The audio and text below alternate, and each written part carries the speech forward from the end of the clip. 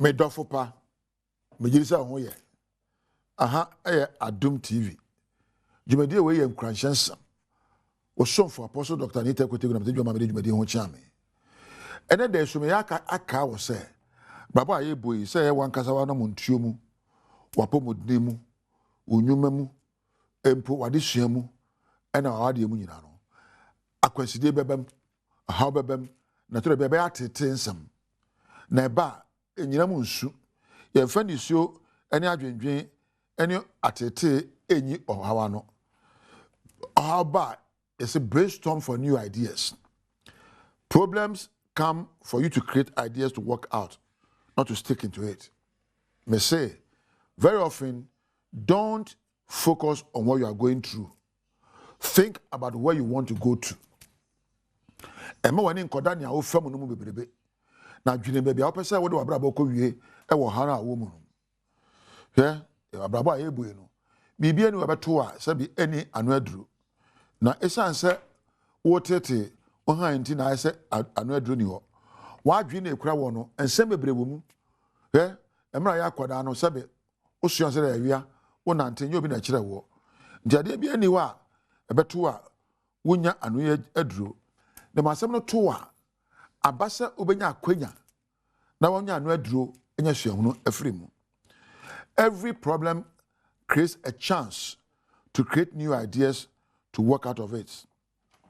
So ma wadwen kwan a ha na afam no e ade ketekete bi ama ameche ha no ehoho o ma na konwa na betena ase wa ma na konwa obekọ na ya na ye tete dodo han aso bi ote akura ya wo su se komode no wo mra asase ho a obetimi mpode ebrani ba kwa hyefom e de banche ba kwa hyefom e de brode ba kwa sifom na wo su esu etwedwa su ya na yenisuo enyi oha mfiri ho ya na ya tete na abufuo ne anotwa ne awerɛho no enyi oha mfiri ho na mom no ya adwene e befa na efe no brainstorming ene dey nya wo ye bia mpese ogya kakra metia bi be donhwere miensa ananum na kata wani make osmosis hwe no baabi ono de oba adwuma odi Adom TV na okodwa TV na okodwa Prime na okọ say achinchin ye say ochinchi kwa wo ye adwuma ne sa ya na onyamre enye na home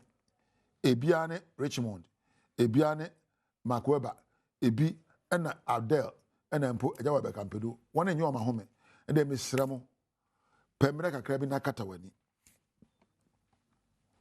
na yekum there 3 minutes 5 minutes but na mo woni nko ade bia ya wo tayo a ma woni gie oh twasamfo ni woni so na feel se kakra se wo sere just 3 minutes afesi de ani mu no bisa ho pa bia opese wo de wabrabo wadwuma apomodne na ware koduro na bisa wasem bo se e de na se meyo na mabrabo edimu madwuma eso ani ware e kra behwe na mapomodni gina yie wabisa sensem ya koso akata wani na dawrade asese o ma wonkwa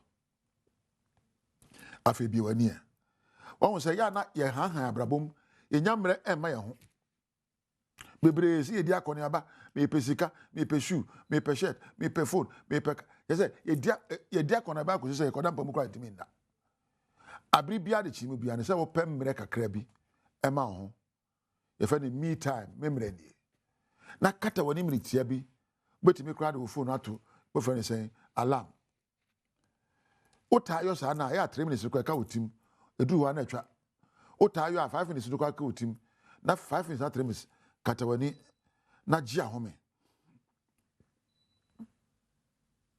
na twemfo ni wo ni so ade bia woni gi ho efe kaka sa ade no wo ni so na sere kakra ma mehwe o sede a eyaduhwa o sere a ma apomodne na fe ka kire ho ehina me de mabrabo eko ehina madwuma me a me ye me de eko asonyo ma me ye na ede me kodu bia me mabrabo eko no asensem a me ta aka woni anu wonfa nyonkwe ebe boa madwuma ma ware me sika sema apomodne say anya erade na ede na ase na wo so de nyankopon ase na bie wani dwumadi a wadie waboa wo kra abra wo nipadua efe wakata wani abia gya home tententen ko mu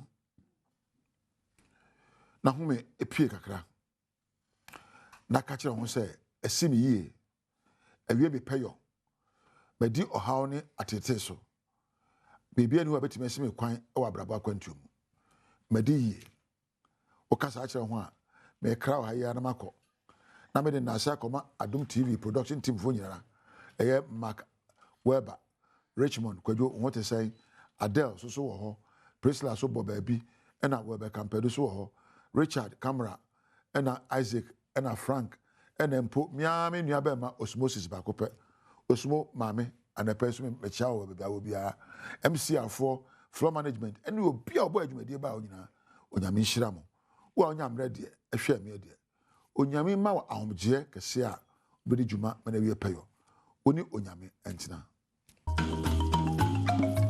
na sibiem yesamu akwaba emu achen do ba Adom TV Badwam so Apostle Dr. Nita Kutego yedase eni nkranhyensem de edu so no eye Badwam kase na nsem no doso ne etodwa omu bi ya wo betini bibia wiemu de awrade abie kwan ate wiem enne de edi kan kra o mamu nyina ye hia ne ade awrade ase ne asre ne bambo ne na somdue ne nkanko ewo maimo ye de no so ebeba na fe yakwa akohye ene den so abetodwa se nei wo ko bia ye to fango no a ohamu nchemu kakra aba beto so eno ne nsem bi na no pe ye de bro Adom TV Badwam kase o share live on Facebook/Adom TV Extra Go TV 119 DSTV 280 uko YouTube search Adom TV 2 na kwa adomonline.com ensemi ne nsem bebre ewo ho medin de afia amankwa tamaklo afia ne de mientie se de nsem ne nchemu ankasa etie enene de awrade aye na ye July bosome no de to so ba ko ewo mfie mpinu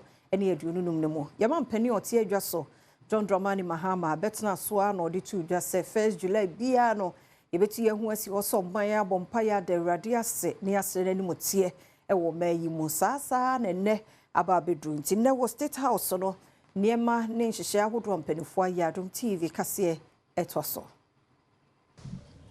emsane yetu yensa frɛ yenyina wɔ ha ɛyɛ National Day of Prayer and Thanksgiving ɛyɛ ɔman panyini ɛde ato kwan ma ɔman Ghana na ɔkyena ɛyɛ 1st of July ɛna yenyina yɛhyia mu ɛwɔ State House forecourt ha ɛyɛ anopa 8 a.m. officially ɛkɔpem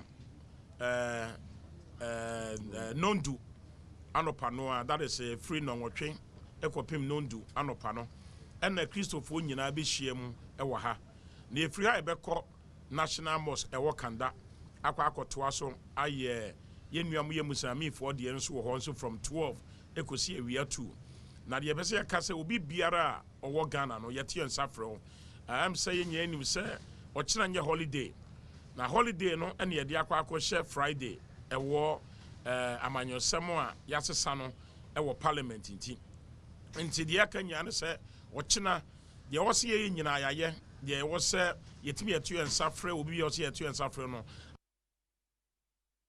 Enhwehwɛmu ya Chamber of Oil Marketing Companies one more year no dana di sɛ July bosumi de di kan ne de okɔ fuel station no a ɛyɛ de sefango no amane mu so na wode hwe diesel no ayo hamu nchemu enum na LPG nso hamu nchemu ebaako ebunsem kase no etoso Bonhwemu bi a Chamber of Oil Marketing Companies wonu mu eye wode ho amane bo betu dwa wonu mu echire mu ese ansha fango bo besanso so amane mu so ewo stations ahodo obu fango eton ewo my Ghana emu na we ne betumi ahya ase fi July bosome de edikan afimpinu na aduonu enum ne emu se Chamber of Oil Marketing Companies wonu mu echire mu de a ahwa petrol bo ne de betumi akosoro be yo hachichemu mienu ya diesel bo so betumi akosoro be yo hachichemu no enum LPG nso so a wo ton ne bo ne betumi akosoro be yo hachichemu ne baako na kire se efi February bosome ewa afimpinu na aduonu enum ne mu eba no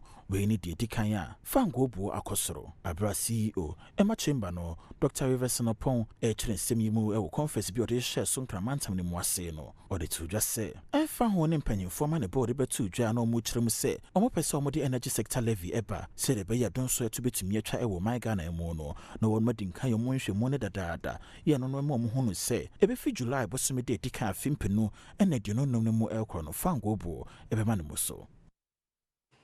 Director General da CID ano ye DCOP Lydia Donko na ene wode atudwa assignment Sunday won monsa aka every Kane Managing Director Oda Gihog Distilleries ensem Maxwell Kofi Juma na make say o CID for headquarters won watna ya woboa amanhwehwemu akoso.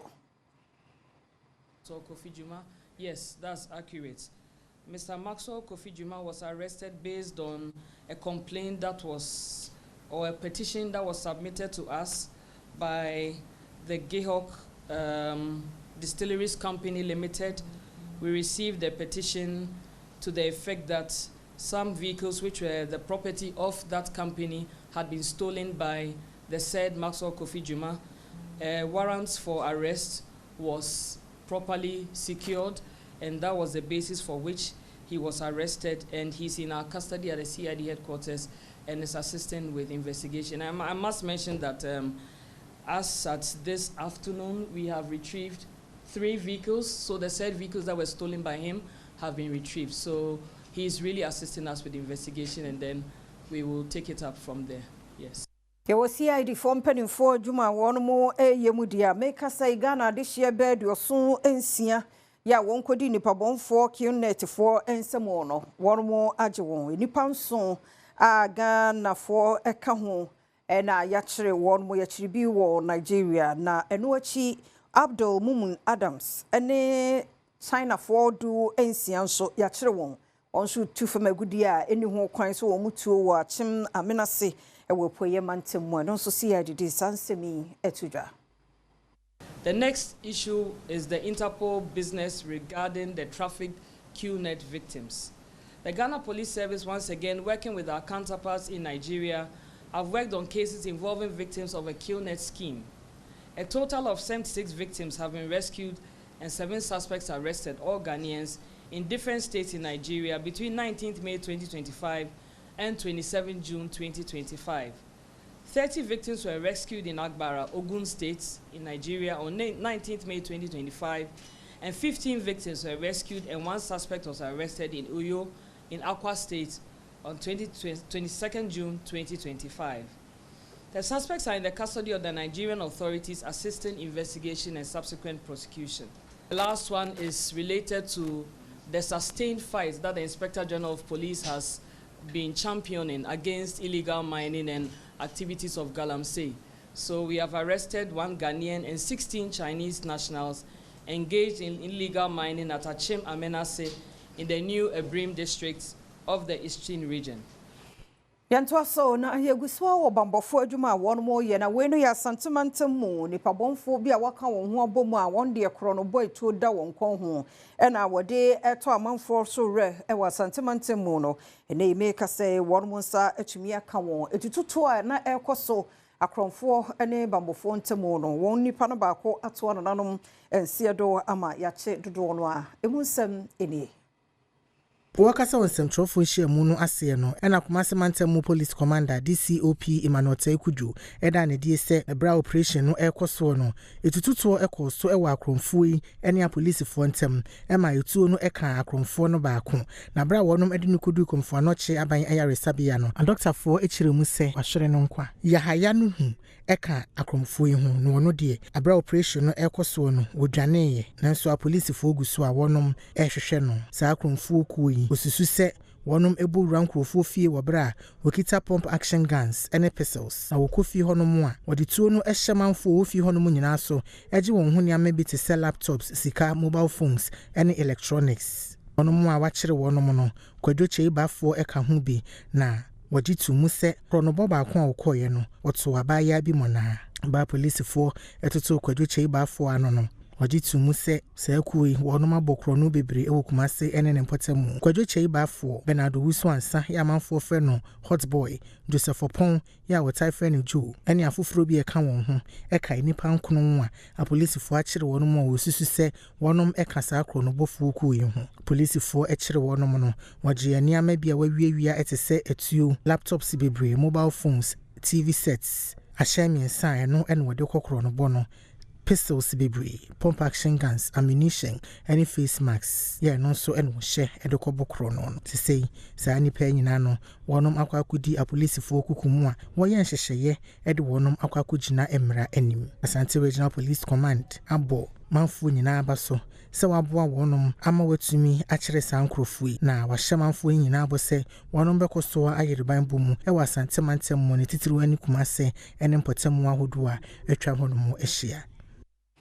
Presidential advisor wo 24-hour economy no ho Yowura Gusitondo na ene ose ye hia $4 billion afri ankrankra nyuma no ho na atumi aboa 24-hour economy no afeni mu nyina atumi agina ne na so nei wapa ho ntoma and all this ansemi etuja. We're still in the calibration stage. It's about $4 billion.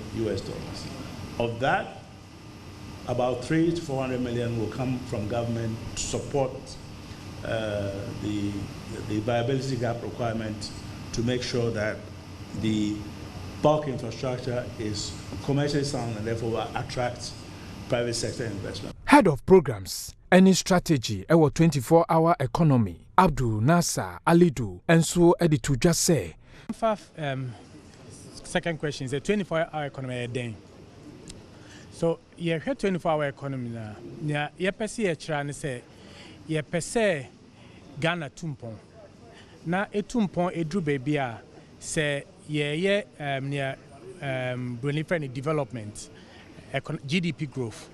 Say ye economy no say e konanimwa e betimi akreti sa jobs nyumaye en ama Ghana for yanto so nenwa ene emfi aduanan miensa a judge for miensa bi a yekun wo mo no na ye nkaidum ade ama wo mo e wakra rich church enu mo no futuo ne kokobo ne koye de ma ye se nei a lawyer for judge for one more emu kompon kohwe one mo chi certainty ne no kwaridie ne prepare e betimi akoso adwumade na Adom TV kase ko ho etwaso yi. The GB must itself undertake some surgical introspection to recover for the benefit of generations to come that prophetic voice which boldly and fearlessly challenges the forces of injustice in politics, religion, and the law. The tragedy of the murder of the judges and the army officer do not simply lie in the fact that it happened. That we all know it did. It lies in the fact that some people do not see the fuss in these celebrations. Efuagati Air President Awada Ghana Bar Association and also Edison Semi Tuja Ewujumedi Nase. On this day that we meet to honor the memory of the martyrs of the rule of law, let us resolve as a nation to do ourselves proud and humbly walk away from settling scores endlessly, as we are one nation with one destiny. The Ghana Bar Association reiterates its call to insulate the judiciary from any interference whatsoever. Yatwaso Adom TV Badwam kase na uguso ehwe no medindi afia amankwa tamaklu na Ghana Statistical Service mpenifo se won bu nkompa enipa be 4.8 million eye nipa bi a won wo oman Ghana mu a won ete ohia bubro emu ya efie anase efi teshia ahodo 1.5 million enso ewo wo cruise Kroto ahodo no emo we aban kuntabuni Dr. Alhassan Idrisu and the sansemi etuja. 57% of households, or 4.8 million households, are in urban areas. 3. 46.1% of urban households, or over 2.2 million households, are living in slum conditions. 3. 29.5% of urban households, or 1.5 million households are found in slums. Roughly 30.8% of urban population, or 4.8 million people, are living in slums, a ratio that exceeds the global average of 24.7%, but lower than the sub-Saharan African average of 53.9%.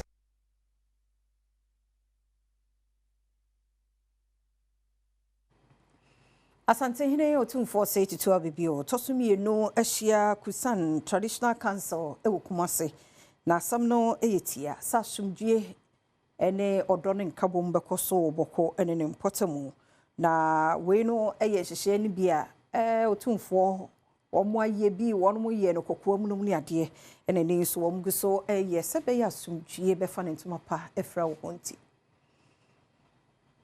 Asante hene otumfo say to ye otosuye mienu ene Kusa Traditional Council ehyiaye Kumase we ne nyana no weka hyehye mpanyefodi egu akwema wo hwese ahini homa sotwe kosoboko ombetimi asisi na asumdue etumi afa ne ntoma pa efra eno nti senhyemu ya wade hyehye so no imusuaku afa wono mo ho woto wonsa ede frɛ wono mo ya wono mo esi nkonwa edi nkomo ede fa domo nyina betumi aya ebeboa ama apa ismantam na mo asumdue afa ne ntoma pa efra beyin fi bebre eni ena mamprosi ena kusasifo wono mo ante wono mo ho ase ena maheni ho nsensem bia etakofa ntokwa ede ba wono mo empotane mo na se Ghana de hyebehye ne nso a ofawiso bosumi afi mo no Asante hene ede nam yensa esi hono mo a ofre musuko nyina akopie mu e manhia hemfi ye no e wa Asante mantem mu ya na we no boko na aba eka ho ebi nhyehyeye ya Asante hene otumfo se tutu tosoe mienu ede egu akwema wo hwese musuko mienu obetumi asisi wono mo entem no e ya de Ghana aban no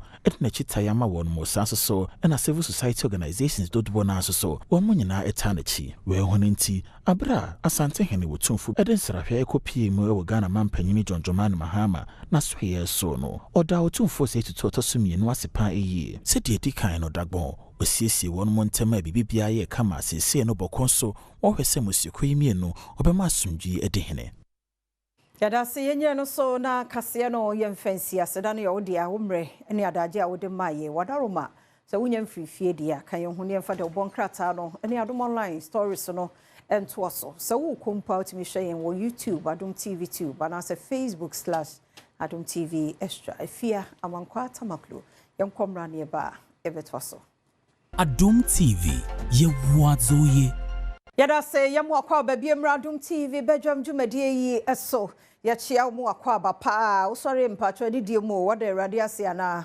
mesofo na sedama no no na aye ni nyina nya osika no ho odi bi eya Awurade adom ti esremani die mu a fade asedama ese no fama no de bia meka se woni pampo oye bibi ma wonua bia ya na wo hwe ani mu so obeda ase wana ase a ohun se de ya na wakoma agina so na yo se akwa nipa wo nya appreciative asade na wa ya ma no nani nso na nya de owen wo anadwofa nyema bebre na Awurade yi ye mfiri mu hwese wa hwe ye nso ade ambewura bosome foforo mu 1st July danase remfiye danase so wo washroom danase so wo nante danase unhia bebre so bebu nkotodwe no de ba bia be kai ni bia no bebi a wakai ni bia se Awurade medase mene mabusua no madofo ti ano so ne yegina se Badwam ye de Awurade ase ama ye nyina ye ho ye nkra na ye nipadua sa bibia Awurade hwe ye nso enkwa hoden ma yetumi begina ha ma nso gebre ehwe ye ti ama moache ye de Awurade ase ma okra anopai inu ura Asante dako eni gina ha Awurade adom ne nkwa ene hoden one na busua ti me ye hwe se won so Awurade adom nkwa ene hoden one wo busua se de me wadom ye bie ye ne ye clients ene ye guests aya yetu yensa efro be me na menchia we adene Thanksgiving as wona akokondate ana wombom asida you be 17 la we manu mu ma je so a ma che papa bi na asida you be 17 yeah da wase nyamie enu yifri open me de wase da asida ye di mo asida ben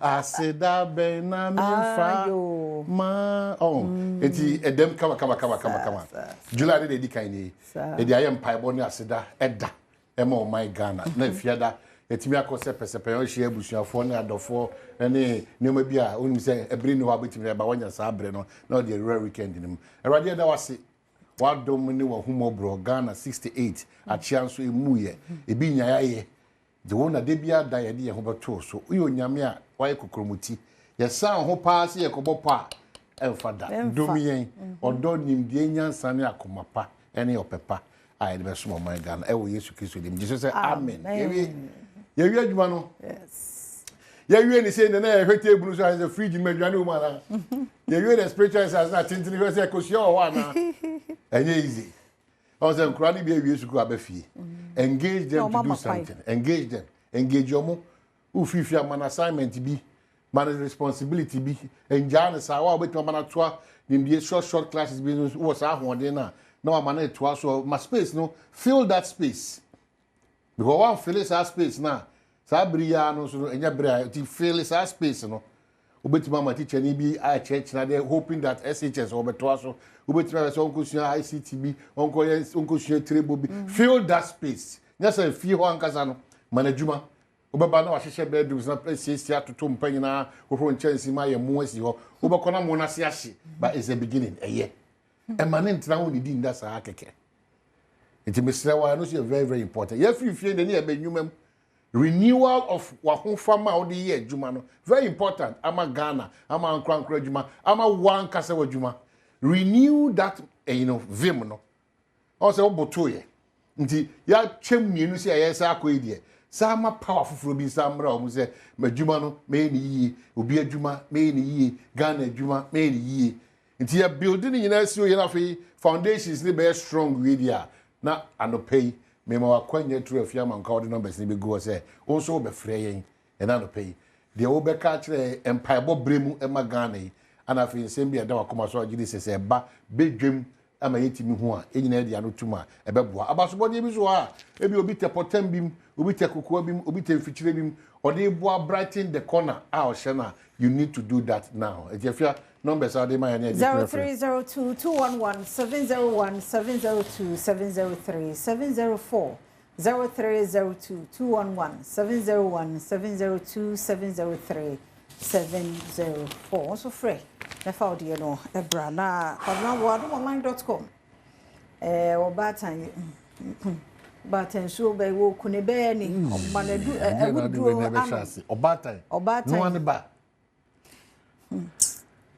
radio here mobo ada so why ni dey am say be ankra mo hihye bia mo mpa na mo toye funu papam because Charlie so see the boy you say no kunu twemp na o say dey teachers we nyo hia kasa wadi nimdia oni kasa una se ne hukani anane mpna twempna ntino a recipe for so we akra ni free ho so badwam.com da ho ebi abrabona kodro no wa wo ba watimi anyem na bosome nkron awo na tete na nyamfie afe baako wo kunu because of permanent na wonim de akra no de obeye wo abrabom da achen obi di hia papa bi omaye japade papa bi wo selfish interest inti sani okunu no nsade yi enne no fa akra no ho bai cha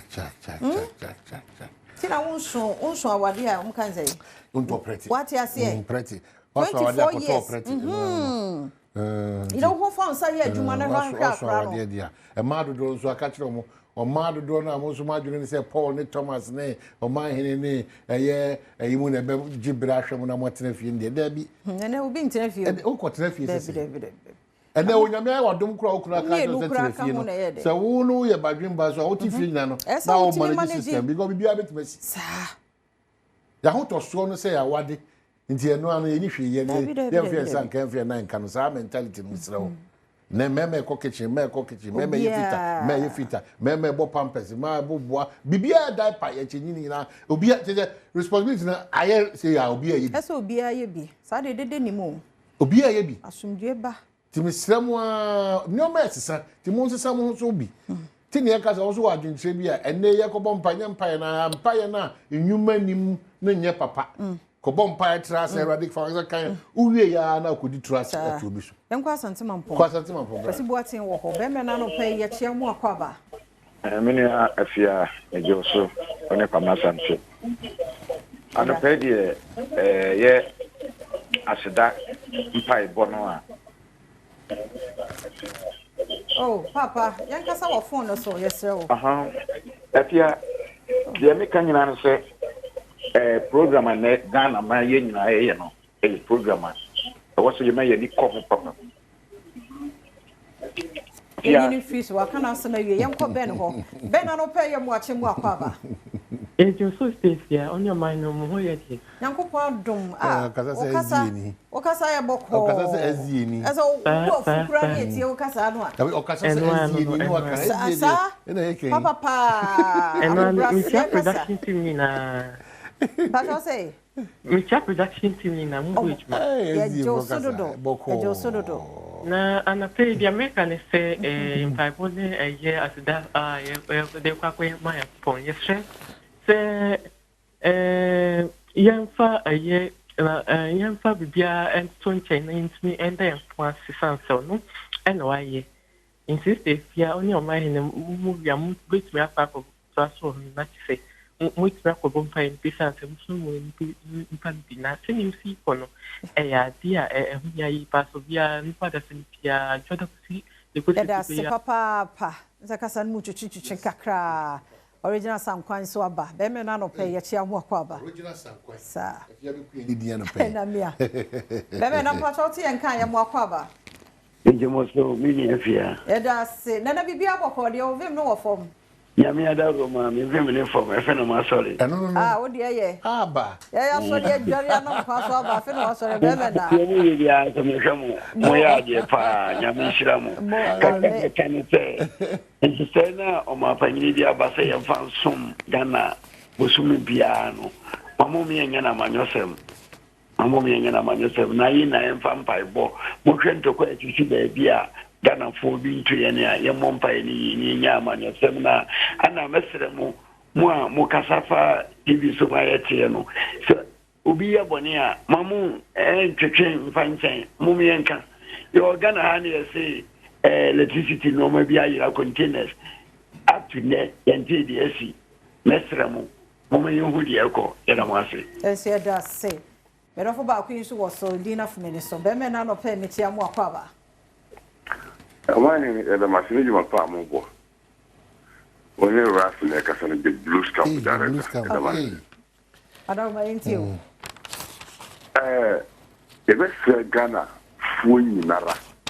So, be a man of one, you know, you go from rough. You did the two form. You know, say the two form. You want Ghana, brother, and be go feel drop some to. You're real, what's your boo? So do we no probably na Ghana come. Now so ka so what is you man na come my nyina Yankopon mo nyina that's it me ya da say ura kwasi kwaten so kwasi ya no pay ya moache afia me jo so me di ka ba na feedback na enye na de me kan tie wa nyina no se sa program we program super papa what say me ye ni ko si ehwe yempe ni hwe Africa hakura pesi Tedi akoko niema basa yare na me hwe TV na me repo na Ghana de bibisa mo se Nyankopon odoye sene bia na the program yes so bia so mpa ne ho him e ka me de na sempanyimfo se kempo ka bosome ene mra no ye ntonko so nye e Ghana Nyankopon doye niema nyina atoto yi a gidi se enchima e wo ba biti e da ma se ne mo dwuma pa mo di da se yemfa abo Niemfa calls nisi. Abuano pelti and can yam watch more quaba. Medemodo ataba ma. Eda se pa body mentanti so frey na hina ofrey mfia wadaroma. I don't feel you are going to say drama pay. Aguna share drew. Yo yenti we. Yo me da sipi on the Osundia Jimpa boat di. Osundia Jimpa body na ma yebetu ya kan de. Ye bompai no ne nhwe ya brabo so yi. Oda ye me Yankopon na baje ho. Na onno ye bompai bo kakra na ye bompai kakra Yankopon baje mpabo. Ne mum se bokto akoda ye da nyampe na ye se bo bompai a ansha na ye bo bompai no acha wo mete. Munya me ejuma, isemu na. Ya da se pa yemfa course no. ensi so some of what you do work out there bring my hokwan na afia man kwa so bring more the online stories no aka ho no na the daily guide any man will say enele adwumako no ono akoma ensuyam fa framantem fo no so no etwifa wo no so no 100,000 Ghana cedi san komo no any man say any man so no asem kase from daily guide any man will say police arrest Kofi Juma over 3 in court stolen cars miensa police for jiri say Kofi Juma wi na adwuma no owi aye de Kofi no say kasa ide police for akwache no sa e shen home 4 Chinese galamseyers arrested with pump action guns. Sa China for Minim kwa be faso kwa afedi e be kenya serious. This is them say ya China annex wa ho. China annex. Omo prom omo beti bi ha. Omo dos. Ye ka say China form akoma enan.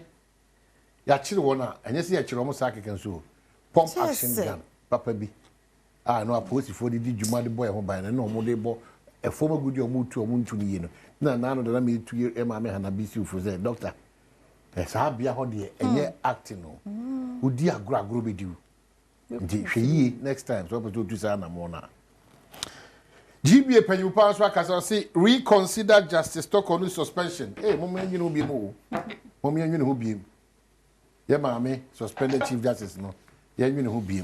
Na ye betima ya fafia fa ba ku me so so na fa ye nti no ma me Dr. Hannah Bisiu na or say exposes attempt to influence release of arrested illegal miners. I say ye chinka omoya ye kana sishibi hato folk so beto just say new technical team no ya pa wo omo kwale nyemasem omo pekro omo nko relegation e do pa online.com as answer ko to kwasem bi eni o David na mo anfa hwe ama bi United asem bi eni o David okay has kwa ene de people e manya ade and also and now is it because of man saying to Kwabi Eugene so as there's a reason behind the haircut now which one it just about online.com die na fe wo hunu de etachire e wo Kwabi Eugene itifu free ya wo ye e ho no ye entertainment news wa don ma ye nyine no so emfense radio for 97.1 ye chia mo ye da mo se pa siko sika beba so ye kwe Eric Bantime so start twa enra kwa hwan am say tema show no so ne first time ana ya ya bo so twa 10 Ghana no say bam enra no pa no 10 Ghana no twa ye wadi 1000 okono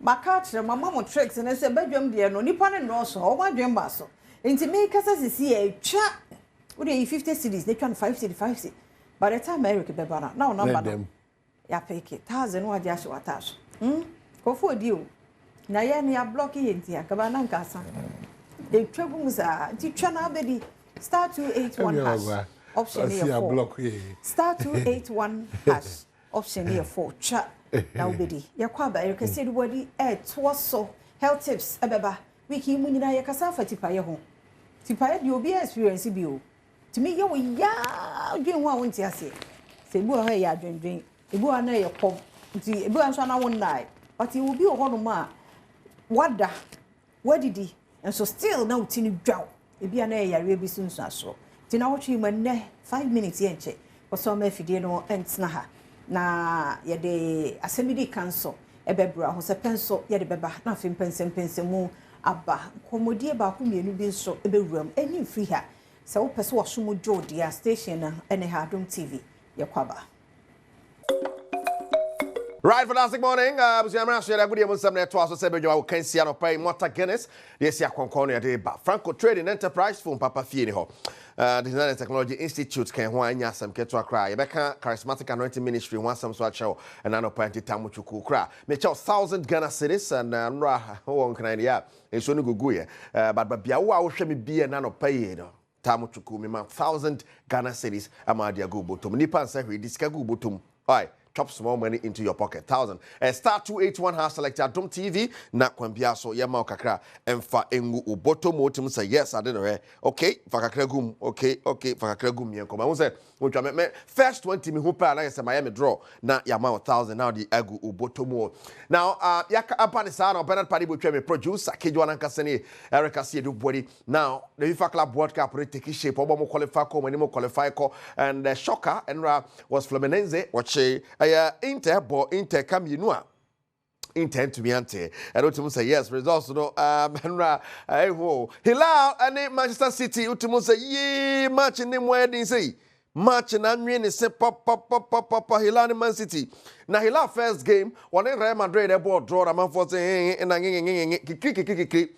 Next one, the Man City draw no piano call him call extra time. And after extra time, Hilal 4, Man City 3. Yeah, Man City the Fimo, and then you Real Madrid the Juventus. And they be so in the other game, I Basso, and what FIFA Club World Cup on him more Tishan so South Family. Hey, Edmund Bedding. It's almost a woman last no more film.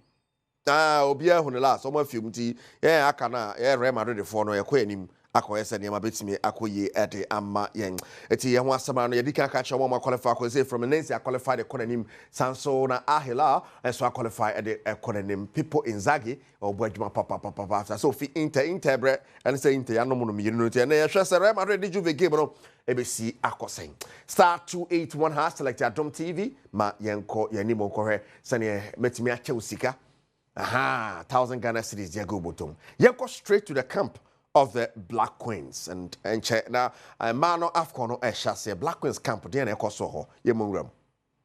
Oman Krum Ghana Maba Boko Cassia Black Queens Aquacopimo Morocco. Na ochi mirunie wabra oguso ya homboa ade ahia abibremu mabawa ball boagu kansie kasia ebetodwa omanimu na fitibra wotu wonto ade free omakroko Ghana mu ha ekopie Morocco kropon a wato ne dinsa Benslimani no ayonkofo kansie no miensa ana wasia wodi nkunim no mienu ade ntwo baako de bra me no kasa de owura Kim Las Bokigran ane ne mabawa no atu ade free Benslimani akopie mo kropon a wato ne dinsa Saida e Morocco manimu a eho ana Wafcon ago kansie no Ghana mabawa yi ebedu onjuma Shano Sosafi, Wafcon Jumadie no Ghana Group C, one in South Africa, Tanzania, and Mali, and Besia Kain, yi mwa kansi mo. Nyame ya dumwa, Edwada Ebei, Ekita won sabo sumeda etoso and you no 9 and a Black Queens, Ebesi wona kan edikan Wafcon Jumadie no mudia South Africa, and sample ekita won sabo sumeda etoso edu ba konso, and you no 9 no, but won sa dia frɛ Mali, ama wo dia feso. Na eno achi ana obebo wona go kansi a, etwa to edia Tanzania, kita won sabo sumeda etoso du 9.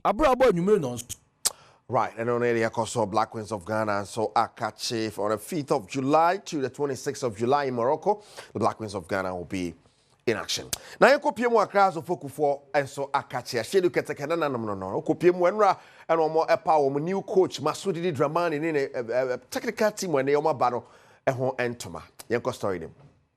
Asielu Katekenananom, Glorious Accra House of Folk, Phobia, the Continental Club Masters, Upper One Tenene, Fufra Kra, Oboni Dincheye, Ora Masoud, Didi Dramani, one the backroom staff, no Hontoma, Jumadia Etoja, our House of Folk Bobo Kono, one commercial center ho, Abra said the Munim no, Ora Ebabe take over from Coach Abubakar Watara, Odibo Koi Ewie, 2024-2025 Ghana Premier League season, one more etoso 9, Wabra, Womunya Mano, Adionum and Watche, 58 points. Na no anabra, Ora Masoud Didi Dramania, na wapan hontuma, na Bobo Koi MD, Dr. Delali, Anku Ejiama, board member, Akwesi Ajimai, and Impanifobi etise Alaji Brima, Moro Akambi, Aoyan Kani board member, Adma House of Bobo Kuno, and NCC vice chairperson, Mami Vicentia Doku, and Impanifaudu Aka, no wasieno, Adia Tuja se, Ba Wababe Pimo House of Bobo Kuimuno, Ujidi Yepa, Se Brason, Point no Namsono, or Ba no Babesano, no Boama Bobo Kui, Afa Quantum Ponfo for Kra, about Mama Fra Dumu, Aqua Dumuso, na Okasano, or didn't Sam Etu just say.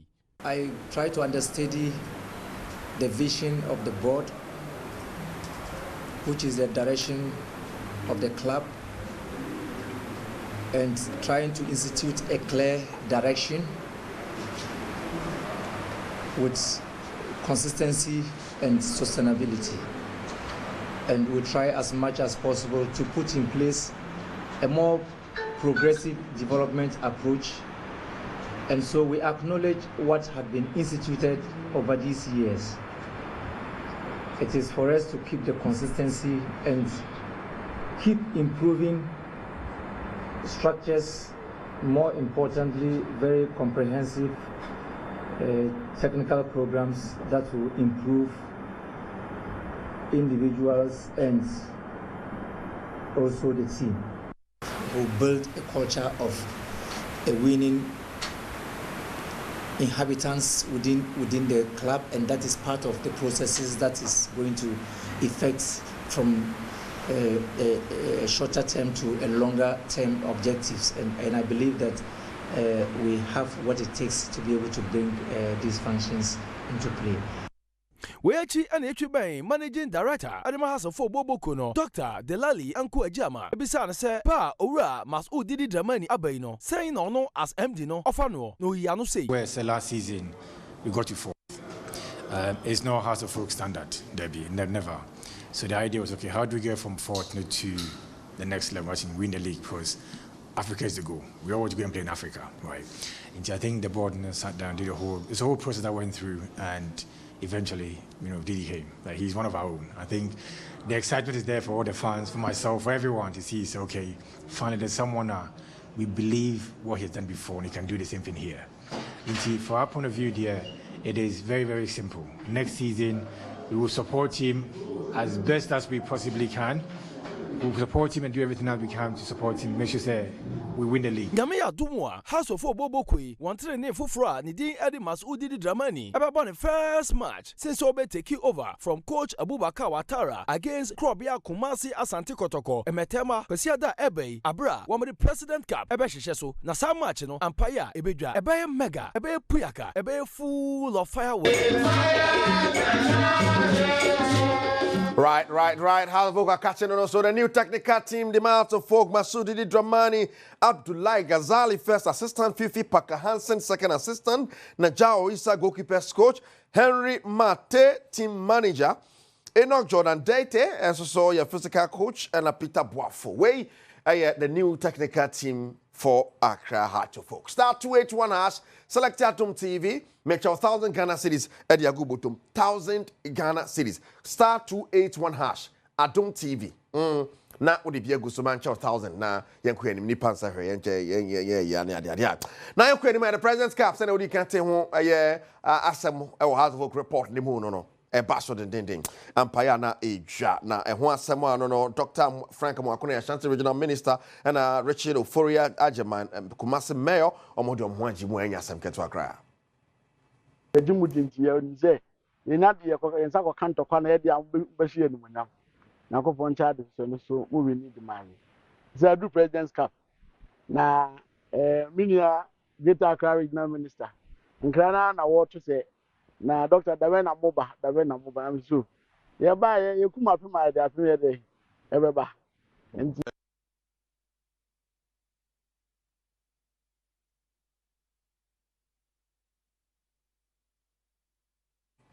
All right, Dr. Frank Mwakono and Ashanti Regional Minister Fachen an extensive one of our report on Bebro. A pay courtesy call, a special visit to the camp of Kumasi Asante Kotoko, Ekoshobun, head of the President's Cup. Now, Shane Somame say a Franco Trading Enterprise phone Papa Fee. How many years ya konkwano pen ya something about Franco Trading Enterprise. I know Adanchenya na okoko piemu ewo Design Technology Institute for so akache nyasam keto akra mo so kan ho a ya something at the Badwam University akwa uwia adwuma penya woden Design and Technology Institute. Now Reverend Bernard Owusu Ansa otumo say yes, Freedom Time praying partner FTPP no Basso Charismatic Anointed Ministries ho adwumadie na e ba no den pa memo mo namba no afred ho ajimu yes. Now, Yanko boxing Mukakra. GBA president, men kind of said outgone GBA president. Who's in China? Okay, so the Nadi go on to me and Yajumani BMO. Na no so the and some Baba Tuja, Gentia or say or call. Why press conference and actually in same way. Yanko Pimo or GBA president Abraham Nikwe, former. Matter, that's why we are all here. I'm a politician, but I believe most of you are not politicians. I'm resigning because of His Excellency the President and also the party I belong to. But I'm not afraid of the Minister and the Director General at all. I cannot fight my own government and my own party. But I also encourage the Roger Bano and the board members I'm leaving behind that the NSA and the ministry have no right to set the GBA aside. They don't have that right. And if you people sit down for them to do this, then you are setting up a pace that will continue. They don't have right. You are an autonomous body. They have a reason why they want to do what they are planning to do. And I will encourage the Boxers president, the board members, the NSA, and the minister have not right at all. They should not bring politics into sports. Sports is different, and politics is different. Right, outgoing President Abraham Nikwe, yes, GBA here na watching him so caught my right foot strong na ma omo oja omo chino omo hwachire ye montra mo bia omo so so eno ne de eko na ebekwa ni me draw star 281 select Adom TV me ma kakra de go botom but Arab investors via Bagana. I'm the National Sports Authority come on to my SSNIT na facilities ahodo a SSN na e ma ne etime koye no the Zuma Nation Sports Complex, yes, the Zuma Nelson Sports Complex in particular, Motimasha Mania Matimia Koye. But this is story actually and one update and so at the Abba in the channel so south for me. Morta Guinness can home. Now, to see my 1 minute, Nafaka star 281 hash, select Adom TV. Adom TV, Nafaka and so one on that for Queen Kama Pa. Yes, Adom TV. Well, why not need the music and then one need the music and fame or minum. Now me has a match with scanner no paya minum music. And say ni num. Yanko 54321 why need this cano aje yasu kinkring 055 143 something 055 143 something. Congratulations. I can be the wedding in the move phone. Do phone me no benya problem na no pay pa me no benya problem and then I don't pay. Yeah, chen.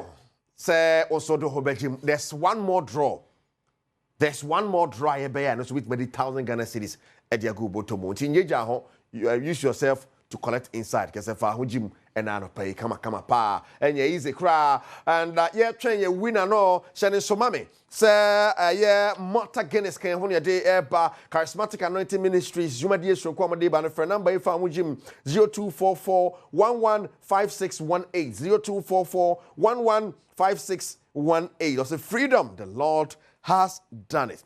Design and Technology Institute where they can catch us and you might dear I would do no much was school upie bayano what you might and den welding and fabrication and ultimately say DTI programs are holding on at the actual way. And what say yes, design, innovation, graphic design, sound engineering, animation, photography, and the entrepreneurship. You know, me bebomo number na dia ma bad me winner no. That was this year. Hello, good morning. Hello, good morning. Congratulations. Thank you very much. Wow, abeto wow. Abeto. Yeah. Now what do you try? Me try 500. Hey. Oh, Jay. Oh yeah, wow, the pap. First time I would be ni. But I say. Oh, first time I would be ni. But try me first time, me wow. That. But I would try. Me tight up. And then Yanko Pansi have a hell. And then you day. There's another problem, Basso, and so about 1,000. If I would Jim, wait me ready. Why? Yo. That was a sika, a muda hop, clear. A muda hop, clear. Uchanquadia obey the sika. Yeah, my congratulations. Also, didn't design. Bedin the Daniel. Oh, eh? Make a safety Ashama. Ashaiman. Daniel, thank you so much. And I know Pekoso Adom TV, Nekoso Tresicosika. Why? Sure. Yes. I was saying, also better me the one Jim star 281 I select Adom TV with my discard go to Menano pay. Yes. And now son of a drum baby, you know, yes, another 1,000 Ghana cities at the Agubotomo design and technology number Nasanamako 054 169 3534 054 169 3534. And now your birthday, Mrs. Esther Bonsu. me gospel songstress and kasa yes the gospel superstar Queen Esther na Queen Esther did a birthday happy birthday going out to you Queen nyame shout out to Queen my na omo voice ni mo na ho kre afese say na ya heti ageba bia na enkwano su gina nan so na pomudi ni su gina mu a enye asam keto akra happy birthday God bless you so much enjoy your day pani mo twa me producer ya na waka de nankasa kakejwa ne ho Erika si elubu de Mrs. Efiama kwa tamaklo ya pomode wonsam ehya ha yiwia ya ka beto asokoso ahebedwom Emwakwa ba enenso do Badom TV Badwam Health Tips so na wotwe mu se de no ehya no nkomo ni nyina agina tipaye so headaches uti oya wante hwe kura no tipaye no bia ye oya no be kire yare kro enti e course nye tipaye bia na ye no ma se uti Dr. Duboatin na wotwe mu no na ni edisa nkomo no fasedan so ma na dwumaku no na yare bia ha wadwene a na wode wani akire endpoint homeopathic clinic say diabetes say prostate memma no ko check for your prostate scanning no and scanning ni dey free lab do obitua bi wonya bi dey sponsor ye the number no screen na send me show ya free no bibia ha wadwea ofa ne say doctor obeje so doctor ne so akwa ba ye da say enra na wotwe mu ye headaches enra obo ne tofa na dey na be editipa ye no eba yo me da say enra ye timi chechire mu ka say se wuti epaye wo na wo mu a ekọ na aba ekọ na aba ene ye beka ne say episodic headaches what are episode that is what the no periodically no eba episodic headaches ene ye what the type of headache beka ne say chronic chronic ne say woni de bia ne tidwa no na adwa no over bia be 3 months or 6 months so eni ntidi e kan nyina ne say ya kire mu akire say uti ya kase obi tie ne ya ne tie ne ya obehwe mu no na ya de bi ene ta akire eni nti no wan hwe ye na kase wo de ye painkiller no mo a na wan hwe na wo say wo liver ne wo kidney na enoma de first of all krameko de adi tipaye ba no wadaroma ye wo tipaye mu ahodo asoro to bebre ye over 200 types of headaches over 200 types of headache na any type of headache bi e wo bia no e wo adekora edeba ye wo headache bi e be kan say hemicranial headaches eno no bu abo se the T half e de dwa no ga ye wo bi e kan say tender scalp headache tender clap headache eno no bu ha ne tipa ye no I said ye tender sebi I said ya agrada e dwa no kawunu a de lighting no obu ani tini dwa no sa no a ase de ya so ase lighting ena bibi na flash na adwene nim na utiri mu hyehye no ene ye beka ne say tender clap headache ya what the type of headache ya ye beka ne say maka hemicrania ya obi beka ne say hormonal headaches eno no especially the ma ene nya sa de obi wa wonya ne menses no na ede sa de na ba ede ntipa ya ba obi wo hokra no so a na ye ebia side effect of medication headaches and misuse headaches misuse of medication headaches eno no na obi wo kwa caffeine headaches ene ye wo hypertensive headache na no bo so obehwe mu no na ne ti half no ga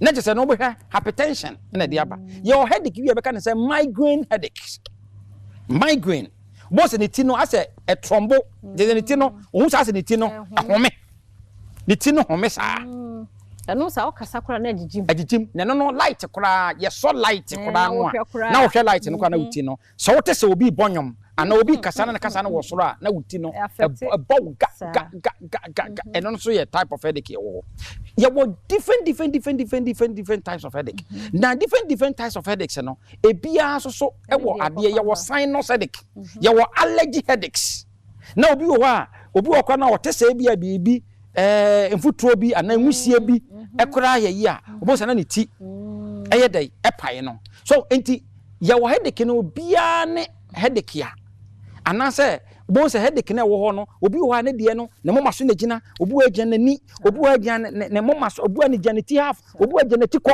obehwe mu no obi wo kwa no headache ne ba na aba ne shoulders ne ko nyina na acheche no enti obehwe mu no na obi a no obehwe no na agina yade bi agya nipa no so and the this headache no edi ba be so say nipa da sani no eni nti de mesra wo ne say wo doctor bia nche na say doctor no a onimo dia the type of headache a wo be kire no obebusa wo say wo ti no a wo say ye wo ya no wo ti nyina na ye wo ya na wo ti na ye wo ya no ye wo sei ana wo ti half na ye wo ya ana wo ti ko na ye wo ya eno no a no e ma doctor no enya clue bi kire say de ye wi mame me suspect say ya de we say it mame check eni nti say yade na de headache na ba ejina the type of headache ya say nipa de say no onya eto ochena nyame boa ye bedi nkomo afa the causes of headaches no so na ya do musuko endpoint homeopathic clinic yade bi ha obi anya headache nko a se uti na edwa de koso dwa wa fabra endpoint se wo jonson tentem wo nante ananse chechew honam hyehyew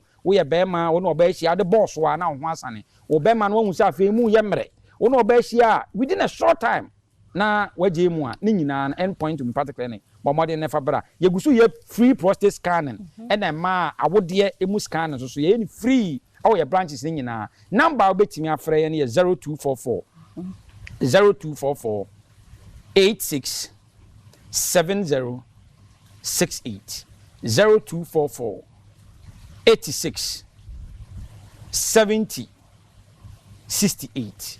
Dr. Dubote na woten nkano na wochi mu nkomo nyina no headaches wada wo mochna sabre ya 5 minutes yen check kan ye ho na yen to so china nkwa hoden wo ho a ebeto so se ye mo kwa ba biem Adom TV bedwam dwumade yi eso ntinya me ya dom a memenda wada roma na ne waba be kan ye ho ye life and living it ai abrabo no se ye benyin se wo ne ye be wo no ne ade odi benyini be ye adwuma be ware no ne ade nsam ne ya na bebre nti ebedi sa nkomo no ba abra afia pena mai na bedwa 4 betsna se ne adidi nkomo mesro memenda bia 4 pm ya sano so sa wo mesesa nkomo no beboa wo niema bebre mu adwuma mu abusua school bibia ka ho ai be ma wa brobo no a wo bro no hu se bibia so ekoye nti memenda we ne ye hyeda pa ho ntomanti mwadaroma se de da mo ye no enyi fi ha na fidie no nkoso na Adom TV enu asa na so wiki mu nkomo nyina gina headaches eti paye na doga keka no eti paye ne wona hodo me sure se wo experience bi so china 5 minutes brain no anu aka ye ho ne di nkomo apart from the eka ho asemu yare bia ha wadwen a wo frɛ endpoint a Dr. Penny wo ho ono na adwuma ye fo won ni mutie beje so na omo no wadi nkomo yare bia free prostate scanning no ekoso mema ni nyina take advantage na so ko check your die no scanning ni die free lab de obetu yesika sanso no ba ye check wa wudie ni mama wa ye free lab bemu a ende obetu yesika wonya bi nso de aba beboa ye endpoint homeopathic clinic branches ne doso yare bia wo fredo 0244 867068 obeje so 0244 867068 dog bejo so no no wodi enkomo ene ye benada Baheba Hospital aba awo mo ba beboa ye so wodi nubna etata wo ba bi ebubo so wakeka ni nyina si ani ama hoden asa ba enumpa eho akokwamu nti banfo hade ye nkasa bebre ye no mbedi nkomo be me na no pe nchia we na bi abokode o nyame adom Dr. Banso ho ye nyame adom adwuma nso koyie o nyankopon adom ani amanfo mpaibo de nyame ase wadaro ma ye ni nkomo hwe nkasa no ne kwanya ye ba ho because ye ni mba na ye no mpemu ade sa ne afoforo abeka ho so wadaro ma na wamiate yo say ehwase de amfanchi akese ma ahefo ne adofo na abre ne abre bi omoje bre na omuti Baheba Hospital say wanim say Baheba Hospital so aye no ho sa ho mpem de ne ti pia bontensa na eho ade afiefi mu eho je afiefi mu so de a na ye omo a omo afri omo fie ababe pi mu Baheba Hospital a omo do mpem yare a omo ba Baheba Hospital omo sanya ni daso na nka ni daso bi ani ho emanipa ne say de do mpe anka mu abu mienu yi obenya ba bia ko ameye de bibidro san de sie ne amana ye mfa sekan mpo enka no anu mpo kra mpo no kra no na echiri kra no anka o expect se bi obenya o ha obi nanso onya o ha obi a ewum nanso oba bi pie mo Baheba Hospital de na me adom ene Baheba Hospital ye nim de ewa bibidro mti ye san de ne dom pese ne de amano enu nti ena de bia no amafo gitwi eba bi pie mo Baheba Hospital because se onya dom pe mu ha obi a se bi e akwanhia bi no wanya se e ball na akọbọ ana se bi biara akoye bia onya dompem ha obia no oda wani e de kire mo Oba Heba Hospital emra wo gidi se ni da so ni ho ma no oba bi pi mo Oba Heba Hospital e bo hu se eni da so ho na Oba Heba Hospital so ba bia odi dompem ha so ba ye de bibidru e be san esi ani ama ani nti se wo e dompem ha se akwanhia no wanya se ball na akọbọ no ni dwumadi a wodie na ene obi e de 9 count ama dompem abu obi de 9 count ama odompe na dislocate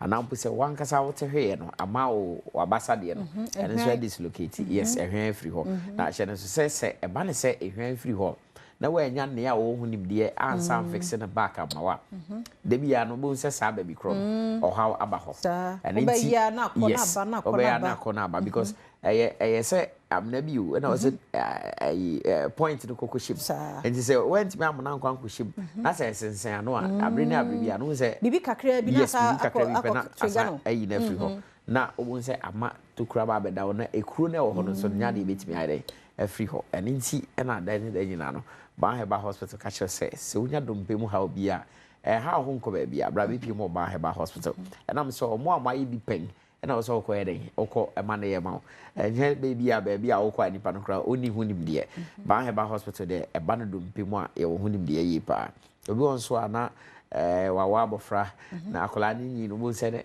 nanti no na bie a otimi fam kra pi yes there's a flexible lex yes and also say ebia wa akola bi na se sabo lex ni bi na ha na che no so de ba bi pi mo Oba Heba Hospital emfie bia na o se ade no se utwe ma nipa ni nyi ko ni bebre a na eba no se ba be ya ma na ono abofra no kra beti o haw na wa kasa kra yes wa kasa kra ya o fo no so obi na problem yes and nti animanimu ya na so de no ba bi pi mo ho se ne be ya e bitimi ahwe amane no peni na atenetene ye eyo ne ya friends cerebral palsy e bia ne wiamu enkoyi ne nantie mu enkoyi ontimi mpo nyina ho obi wa wani enso ontimi enyina ho eje se ofa no we ni na ya ne ma o de ba bi pi mo Oba Heba Hospital but you can say do pe mu ha nko ade a Oba Heba Hospital aseo and also ba bi pi and am say obi biara ode ne dompe mu ha obi aba be pie ho bia no ene ono aye dia dance se ampa Oba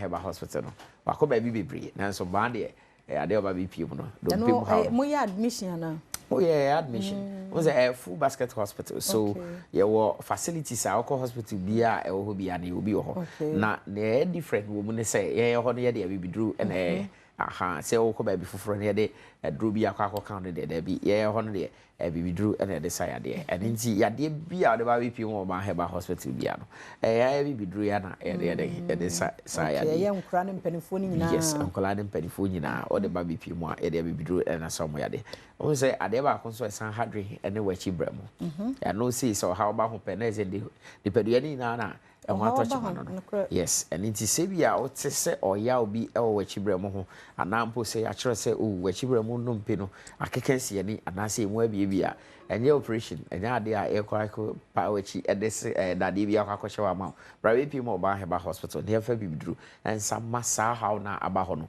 e free ho emfama ho and it hye no so se e do mpe mu ha bia e fiti be pe mo na se be bia do pe wo di pedua no bia na ho atoch made a Oba Heba Hospital and also da wani adichere e kan sa de ana enye do mpem ha nko a ya de bia ha bia se stroke ya de na aka wo se eye e kan say kidney ya de na etete wo je se ya de bia odi pedue mu a eno ha bia na se sa ya de na mo academ ana se sa ya de nti se nya wheelchair ana se crutches a ontimi mpo empia private pi mo Oba Heba Hospital ya de a ba bi pi mo ho no ma onfiri aso ya onkofie no na sa o wheelchair na de bai no waja ho ama o ha de na esa nanti akofie na sa o crutches na eno enka ho a ntimi tu anamo no onfiri aso ya no na waja sa ne mani na agu ho na o san e de na ananti akofie enti hye no so say ya de bi atiti woni padiem efuti bepe mo na ase de Oba Heba Hospital asio bedi kan ka say enam say hoye hospital nti fa hoye ba bia abre na abre bia no wo ka ko hwa apomuden na okọ na say eba ne say o how bi e wo apomuden ho a etime de bibidru etu ase e de ama hye no so say eye bibidru na Oba Heba Hospital edi tu ya de bia e how ase e de ma enti brabe pi mo ho mreko a ogiri se bia onipadua no bibi enkoyom anampo ebia na wo de wo ahode mpo doda na emom no pese obehwe se o immune system no na ho de ntesen enam say yade bi wo ho na se ba enam say o immune system no wa ho de nti otimi ne no ko de sie ni na watu ase eni nti wonte ho hwempo but say ebi so na ebi aba bete oni pade no a wo unim ho hwe enam say yade bi ani ho a eba okoko prekope bu say account wo eni nti ena ho akwa hia say abreni abribia no oso okọ na okoko hwe apom den nti wo ko nso akwa hwe apom den ho nsem so dia baby ba ko pe na so ba be pim ban heba hospital hope ena so oba ye etimi ehwehwe oni pade ma na yehu ne say ampa o immune system no na ho den ACP esita senso eba ne so ha obi wo ho a ye de bibidru etimi asi anokwan e de amaw sabre obebusa se ban heba hospital ye kira kwan e we he na mfa kra na be hu baby ye wo enkran ha ye wo spintes nti wo fa ka baby a na wachre mate na say driver ne so ko spintes ne mum no be si o baby e friend say 18 junction o si wo ho a taxi for be nkuma fam ne ni fa fam obuludu catch up say okọ ban heba hospital chene so edini e ban heba hospital ho na okọ se ne be ya obetimi aba bi pimo ho na ye de abibidru asaw ya de se nso kuma se ene ne mpotema ba bi e friend say atonsu agogo aban ayarsabe akese na chiwope ho na behu ban heba hospital aso no ye number ididi juma 0244 988 004 0244 988 004 and I say 0244 083 482 0244 083 482 frɛ sɛnɛ bɛ a obetimi aba bɛ pim hɔ na yadeɛ bi a ɛhaw a efi bɛ pɛm na ase no yɛmfa bibiduru ntu aseɛ ɛmfama sɛ bi a ɔyadeɛ ɛhaw yɛ anka ho asɛm a ɛno nkyerɛ sɛ ban heba hospital yɛnsa saa yadeɛ na mmom no ofrɛ a ɛmu nkyerɛmu bi a obɛhia bia no ofrɛ a obetimi agye afiri mpanifo de bia sɛ na yɛ ameka no bɛsɛ numbers ni na WhatsApp numbers ɛne nti sɛ ba ne sɛ ofrɛ emu bia na sɛ obi gyina so ana sɛ ayɛ busy a obetimi akɔ WhatsApp mpo na wayɛ voice note ɛde afɔ hɔ ɛde aman ɛba bebi ni abɔ ne yɛtie ɔhaw a ɔde to hɔ na yɛtumi ayi wa no ɛwɔ ɛbrɛ sɛ ne fatam ɛne nti no kɔso asɛ ɔbɛfrɛ na ɔba bɛpie mu ɔban heba hospital na yɛde abibiduru asaw yadeɛ bi a ɛtete hɔ a wode akyinkyin a wonya no aduro no bra bɛpie mu ɔban heba hospital na ɛhɔ ɛna yɛ the solution center no apart from the mode chere no yanum bi nso oh yes yanum bi nso once be or say treat you from inside the be nso from outside and na there to be so cry some of physiotherapy unit or what and also say be obi o stroke here there and they say no was a stroke na enti no ya there enti ama unti no mu kura sisi and no na ama unti bi enyina ho and no na ama bi a nipadua no fa ba bi kura so enye adwuma na se nipadua ni na mu kura so enye adwuma and enti e ma obi anom na esande wato afidie so a no be massage nipadua na ma enti na nka bi a mu asisi ni na bi no saa so na esan exercise na o se adwuma de ni na so entimi enkoso wo wu fie nti age se e admit o ye aso ho na entimi aboa ma saa ya de no etu ase entem ade ama and enti na hu be hia se oso ba bi mo ba heba hospital yeah tell me a number ni bia the number is 0244 988 004 0244 988 004 and that's 0244 083 482 0244 083 482 somebody mu no bia ni bia dabi ye ne do bia want e dey so ba bi mo as your hansa ana numpemu adwuma de ade a number 1 e o Ghana ha ne West Africa pa de ope ba bia e hwedo mpemu pa de ba heba hospital obi a wo numpemu problem Pabra BP Mobile Heba Hospital. My number no back with you. There's full assurance about 0244 988 004 0244 988 004. Name maybe ananya but to bet for number no send be a na obi in here na dey my send pado. Yeah, that Saint Ban Heba Hospital na yete won kano say you don penku na wo problem wo mu say chimu sisi wo kotodwe wonsa baby nkra no so a won na kwa bolex no mu kwamika kola fado ko Ban Heba Hospital no sisi yem komra na ba ebetwaso yada say yem akwa baby me ya Adom TV Badwam na uguso ehwe no ntino hwe so say fia da bia 8 p.m. Adom TV yadem kwahia ebanti wadarumaya wahye no so ma yese Friday we so nyame Adom a wasa twenye na yedi apomuden ho enkomo Franco Trading Enterprise phones papa de won ma hemfie no ho se wani die mu a mfa ba bia keke nkoto phone okokoto Franco ho no mu a unim se bibia kurasi a eye big dwumakuo ntino you are sorted eniema bia nso ye kama nye no nko a ye wo Franco air condition nso wo ho tie ne weda no mu ye Mr. Dikan koto ne ne ewiemu ye hia prices no be kosoro so ani tua tinso egugu emu aye nwiro onim se wo hia mva nya pinti sa no price mo matete so tumi kana ko Franco kwaje wo air condition no sisi ye wo tabletop fridges nso na TV nketwa ne akese nyina Thomas odi eketwa esisem na ko 55 se be ya ye da so be hu ye clear ebo no so ye tie tumi ka iPhones ni nyina bi nso won mo ewo Franco Trading Enterprise yem free number 0246 422338 0246 422338 and 0555 939311 nene Franco Trading Enterprise and Kasa Franco Trading Enterprise still phone papa fie anyhow na no pay menya menua mema kama bi wo hanom a wo madwuma panti enene wo ma bedru he bibia wo ye bia mdofo ye yiyem na ye ne ye de bia me kasa asemi yo opportunity no eba ba akope nti wo ye bibia ye ne tesai se no an wo last ade a wo ye wasase so yero ho na ye bibia wo ye bia mu ho abonfia nkasa na ensia sikan yero ho na ye ne ye na wonim de be bro dache madofo papa bi me mama kwa be na me mama tiri nkwanso Maya bia papa memma tesamo mafo ebi ne nam behwe bibia ye tra ne ye yidida ngonwona hu de omo ye bemena na wo de na wo ye Joy FM Impact Awards yes. Sir Joy News Makers Impact Awards Joy News Makers Impact Awards 2025 you too congratulations. Thank you. Why dear pa na nipa na modoso. Yes, madam. Dia na wo de no na ye sonko emenne wa bedru bebia wadri. Yeah, me that's it. Me run school any orphanage. Okay. I friend Generation Hope International School and Orphanage. Me gitankra 137. Wow. Obi antu school fees da. Hey. Obi antu book, obi anto pen, obi anto pencil, obi anto hwe. Omo did free. 137. Wow. Na ye pon 4. Ya pon 4 na wie no. 65 of the 137 so dia meni omo na ti. Wo manko a. Ane. Ene o yire me da sorry am no pa. Ye dware so mbe dware brush o mbe di twitwiro bo se. Bibia me. Hey. Ba wan so wo yire ne ma.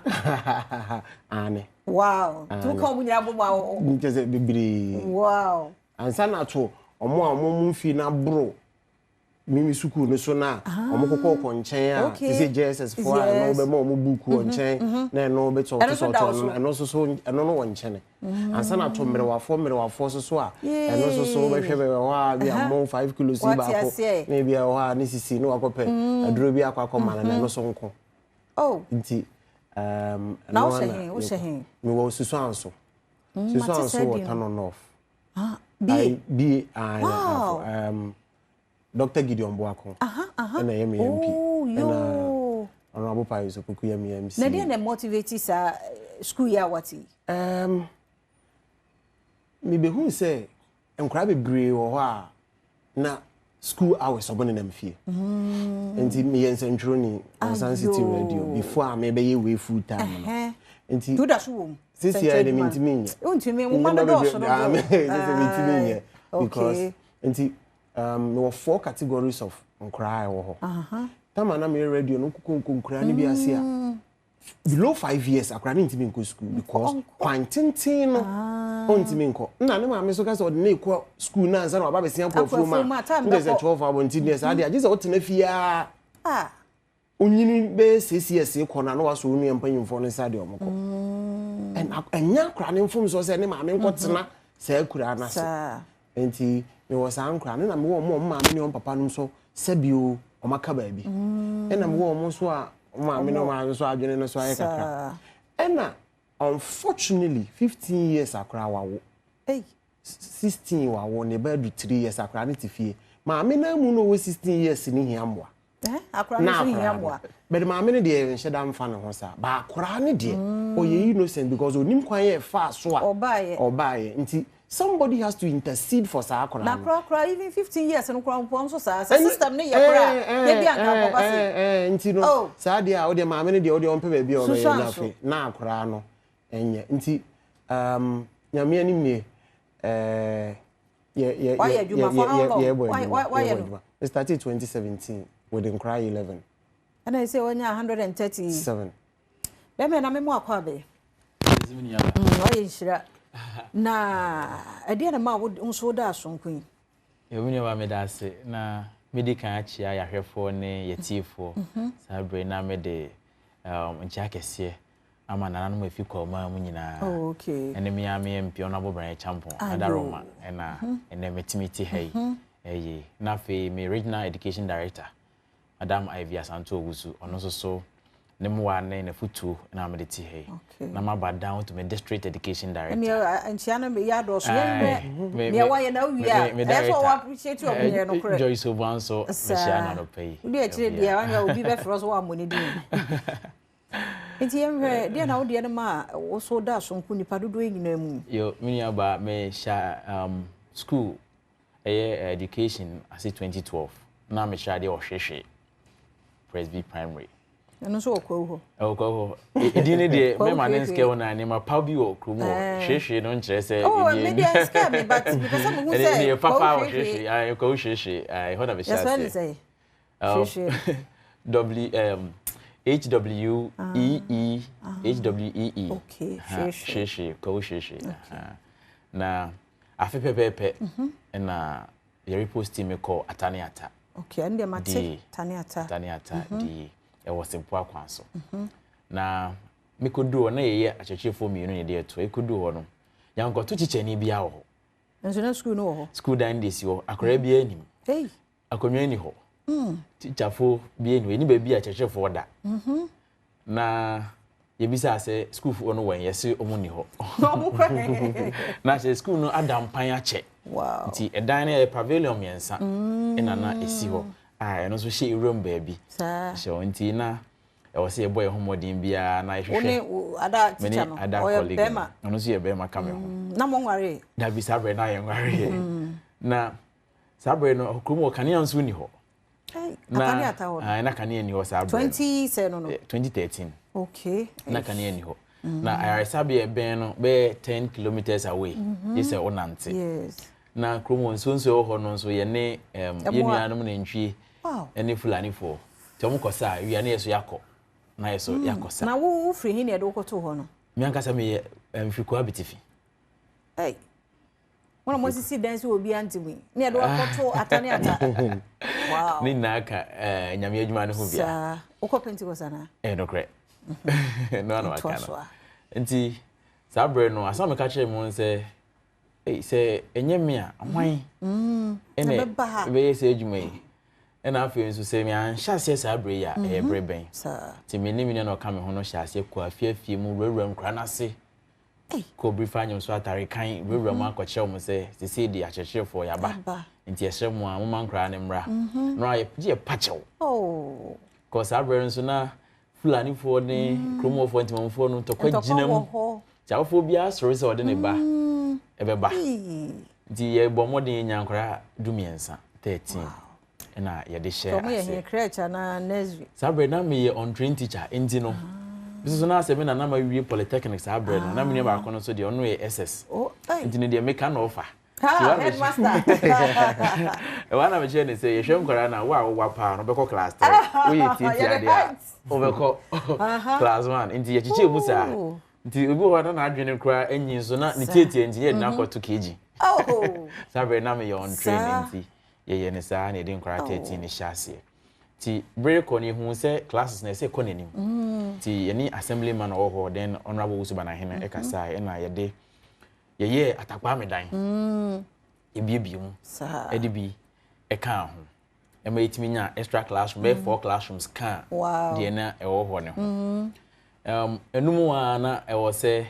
yetimi GHS na minua na oka me ho no ono no afepepe no no so jae isan se na ye nante efi hwehwe ne ko ho ye ntimi antena krom ho nti ne nante ko nti afepepe no jae se ontimi nye na nti aka wo se nti na e ka me nko na bende na me kakra na yede ma me na me so me fa obi ma ne be kan me ho no so eboa me ma yetimi di say adwuma no yetimi eko kudu classics na fe wo see TGHS na aban so adaromo or send the teacher na what GS if for district education directorate bi eni hwana omo ho na omo so yomo famo de nemo no ese na ka se nipa ba ko ntimi nchire down for boy enti ne kura mra no ya so enti ne kura na be sisi ne kura ne se yenya odunfo bi I friend Mr. Saki ema ode ne engine obi be boa yen I friend adapt one village enti ne me no ka say de JHS for ne yon kura ne bi kura wie university. Wow.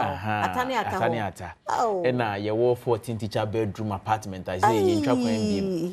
Ye san wo. Entu da so. Migusu wo ho. Wow. Migusu wo ho. Ne anya nkoso hene wo kro ni. Davi. Eno de davi. Yegusu wo. Ya na unya wo yira na. O davi me de ofi eduamwa. Ni so o hwe me. Enti. No ja wo ma ko sha ho na. Ono so nyame djuma ni bia no. Oh, nyame sha mo ye nyamu dikini. Ana eda. Minuru hoye miguso ba minuru hoye. Wow. Emre na so enti we no say na esi ye wo fa enne ya ya bo abaso yi. Mani age pa yi. We nye di kan but we no ama me exposure no more. Ama o share me WhatsApp message ni call sa me nya mo ami ni mo ne mo ami na. Obi a pese obeboa. Sa my number emre no course o number bia wo de beto ho na we de momu no na atane ata yenyinya graduate akese na dachi bi odi ho kra atane atafo ti papa mo hwe no a mana ne nam sa wonye bibi nhye na nimonyam ekure na mo de efa bi ato no pato odi ni nyina kra de sei me de Eric Bwedi Sampon Bwedi Sampon me prof ba ku ni din no professor Sampon na misha wati fa number no to order my number is 024953 0063 024953 0063 na obi bia nso apese oye ya dom no nso obetimi abata na atakrom ho no so abehwe de ekoso ho ana se wo de fa education office kwa east o pepiasia penifo no nso bema yaso ate nko be me na hoy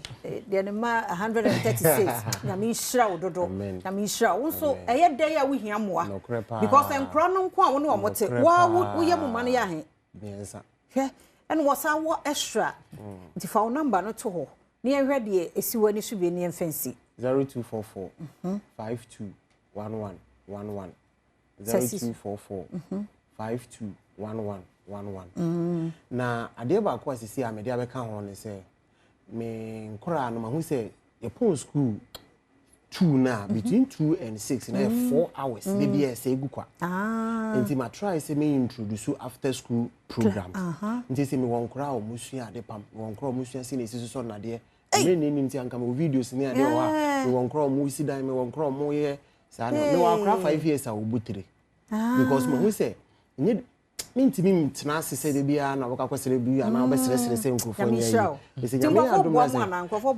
nyame adom nkakrakra nyame adom nkakrakra nti ya da joy news ene multimedia ase e wo sa akwanya ya o bia so mu ama se yi han ato ne ya yesu nyame be ma han ya ba ya number ya ba be da bon ti dia nyame be boa ye na yetimi aye because sure nyame hu ni say sa ankra ni nyina no they are innocent nyo mo mfum so makwapo pie ba bia nti say ye mu binum ye nyina mu ama sa ankra na o chena oba be ya ade so a na bia no wakwapo abaye kromfo a chena oba na wa training no oba ba be wiawo uti anyi yesu kro bi ku ansa na obe wiawo what you say be wiawo nti edamwase sama me number ni biem 0244 521111 Efreme Bennett Asante Nkonoma Sapon.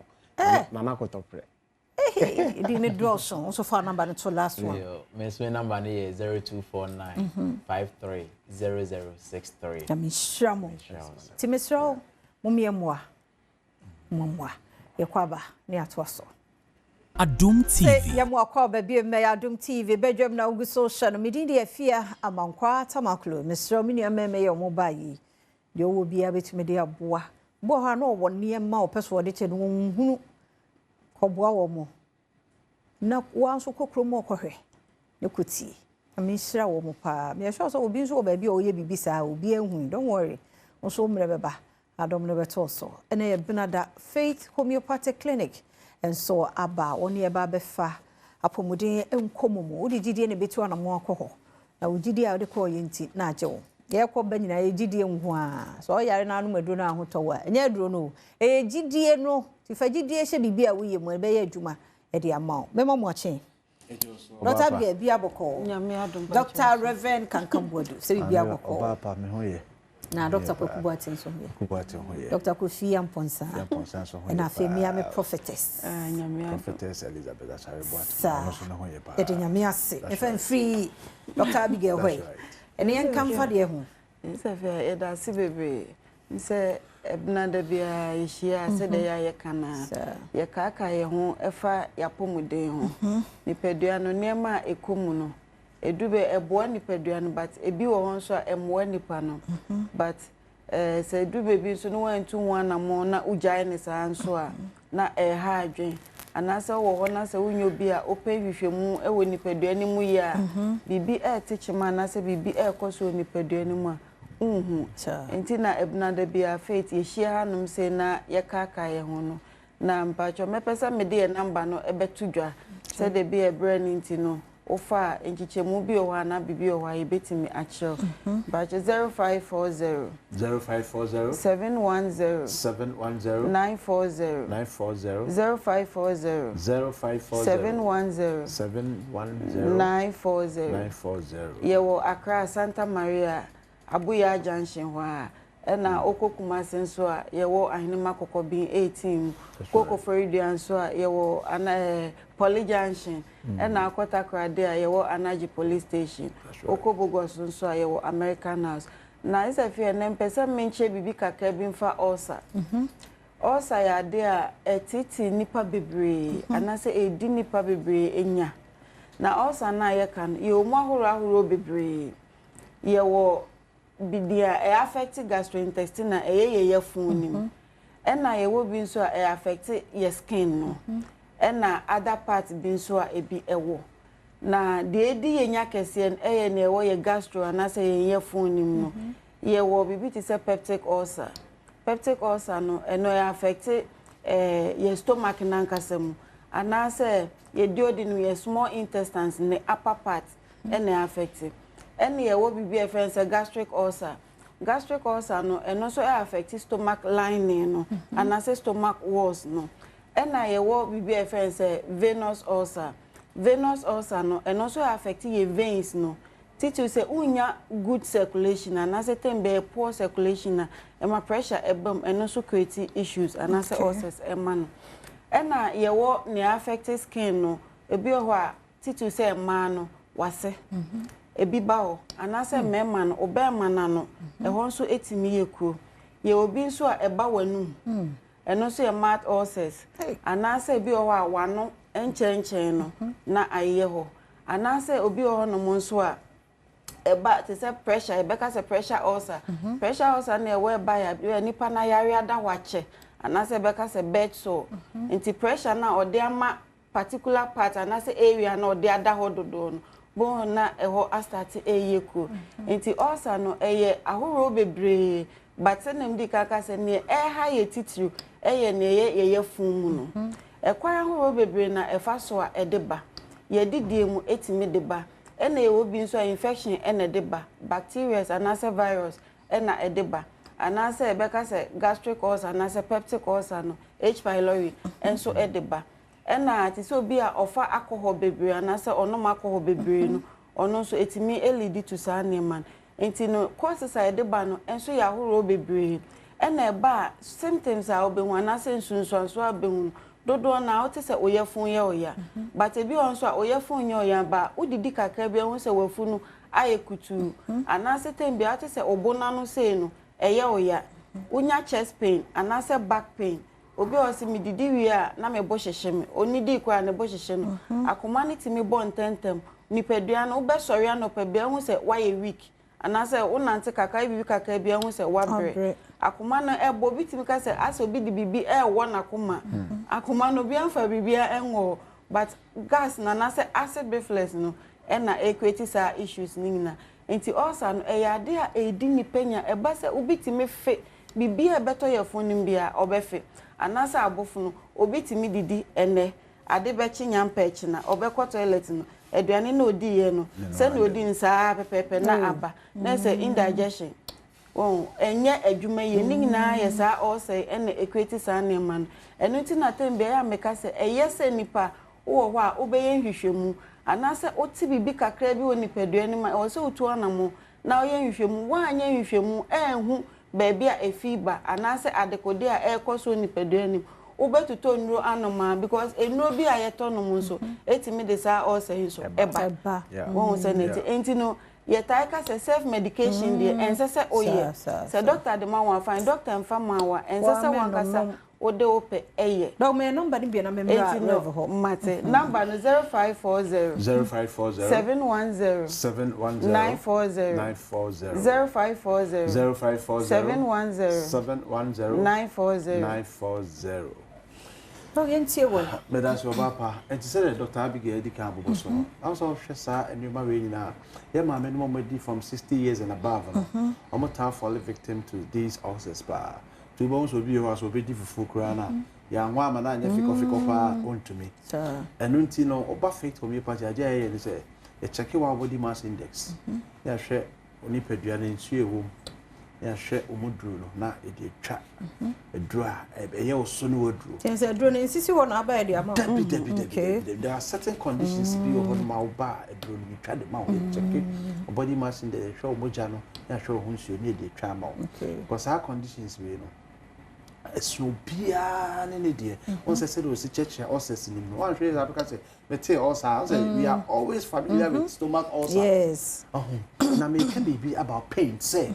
on say ulcers ni na so kan e the pain e ba na pain bia no e wo de ama e de ba the fake pain become referred pain so akoma enya problem sometimes baby be ya no one share who say ya akoma no na e create so the nyina ni ma etai ya e koso kruma pa e painkillers obi nya pain we ni padua mu a painkiller na odwene ho it is when ya ulcer na bacteria bi na dia aba na wo kwa painkiller sa painkiller na intimi kum bacteria no enti agro bi na wudie so because ulcer itimi ba obema no so obi a wato lipstick na abe da no ho oso akofa painkiller bi agro na wudie no enti ebeso adi bia wo hu sa ba ni be nti na this year na say self care no ye body ram obi e say se wo hu sensu so na sense sakraye bi abani padua ni mu a enye se wo trumika akoto painkiller o pain no oni de ba ya na because Ghana Health Services am here say friends say unprescribed wrong prescriptions is killing more than even the conditions are nipa no for say okopen ho duro no o say we yare okoto aduro but now say one man diagnose we are there potty and now say there yare na benti no aduro na okoto ye nya we are there ho duro na oto ye pain no so na o killing no ade bi a just boni be ka say a side bi keke at the property root cause na e how no and no sha ho and until bra faith homeopathic clinic kuma say ye wa hema kokko bi but enkrani what is here in Santa Maria is here free screening no e koso self care awareness no and then you see bosome foforo a e 1st July mo amontimi am June am check mo liver no and then e akwanya e mamo say obetiki sa advantage no bra na you know the state of your liver because liver also play major role in this controlling this acidic content na wo ni peduema ebetimi sa acidic reflex na e boba obo e de ba ni nyina no ebetimi e de aba enu temesro wo a udidi abuyi unidi abuyi just on many on one interest you ko na ya mesro trumika na bra abuya junction asesi a be chef die ni yes can 36 nerve endings ni na ade bia ma wo sika so ntimi ni di ma ho ntow wo sika so ntimi ni di ma ho ntow ya pa se wo sika na aduane koto ye ma na obu fa so nti wo kodi di kwa na usu ato adwendwen faith homeopathic clinic fana business se na be chef die ni 0540 710 940 0540 710 940 so what takra dia obetimi afre sa number we 0547 57 84 94 0547 57 84 94. Yari bia e help ya na se atatai usisia achia enam se e wo yenti no o chia na de nante na why sa na no na ka ho. Enhye ne so pa because sometimes say I say na ba kyo ya na unti umbe so betia so ma pain na ba. O chia ho de nante na I know na abe ya style o de nam no. Sometimes Menas. Mate. Enti no we fa number no that was I aba Abuya Junction 0540 170 940. Edamasan operation. Yeah, that's papa your Faith Homeopathic Clinic. Na yete one mon kano. Sro also de and no more kano. Bibi ensure krato ye mayoya. When dia yo, and teacher said no humete. Emu wansa. Baso wo mu so akọ Faith Adom nti obeto. Nti nyame yadma Saturday 4 p.m. Train a fia penaman. Papa bi a fia for de kasa no yen kasa bibiri. Body na kasa ma no ho. Nti me kwakura na ho se penne ye dedicate ama no. Mambo atema na afia penaman. Eba bedi nkomo aho se pe. Ti me doctors me ni nso ase. Ne ma form mumre no pa nso se de nko a. Ti me da ase. Me di afia amankwa atamaklo ma hwe ni wa die Frederick Opticals. Uko Instagram social no so wo ho. Bo mani ho ban pa. Ti ya nso bo ani ho ban. Na sikadua he. Uko kwa benya stores. Uko kwa benya omo ho. Obeye otibia nso ama ona abome emi kama egumiti sri. Ti ye ko mambo atma ye krado etwa so. Good morning. Mama kwa sonko mbra bedwe ma usepe jumezido. Mjizi pa do bia no ye papa no ahusape nkomo no mzebeche nipa sunku bi pa mzonkomo na ama so nje nkomo no mfa se ihu na beta ase senti pe kwa mzonkomo no mze ache no na zotin de ahusapenyi yes entertainment nkomo na de bia yin abrabo no onye easy efiti anapa kusi nifa decisions say you make within the day sometimes the crowd be plan no but who baba who do no na bibi abobom scatter chede nyama bebre tumi ye hen anya careful crowd sana for mewu abrabo ndefom na so no yere bonde be bia no ibi afa atono do no ze obobo mozen ho abo hen ma yetum na ya babo bro no na ya boniye mama kan chat ma say o se ebro no opede ye bo na ye boniye nso no wa fa atono ho do de or be church to him bro ba ya ye bo abrabo no ma abrabo no esipi na we sita. The beautiful Efia Penaman coming in with a new show, Life and Living It. Good morning. Good morning. Good to see you. Good to see you and too. And as usual, Eba Piabiana presence no. Hey, I know. And a person, I'm white. Yes. White and the is very dewy. You know, also be calm. That's why I'm giving you white. But I say, you know, a chema calm tone. Very calm. Yeah, calm. Yeah, very demure. Yeah, very calm. Life and living it. Yeah. Mommy miss our samo. A brain and a bread papa. Serious. I won't need any problem. Internet pede share him with me. You be living your life, Anna. I would say, yeah, what I can say, experience is the best teacher. It is all kinds of many problem. So many problem. I come in who say nipa problem. Say, say, ye pebi biya ye bemboa. Problem no, ye to me solving ye that. Abrabo ye boy. That just that ye bet me enya remedy ni solution getting biya de bebra. See a man near my very manageable. Amaye. Okay. And see life and living a jumedie.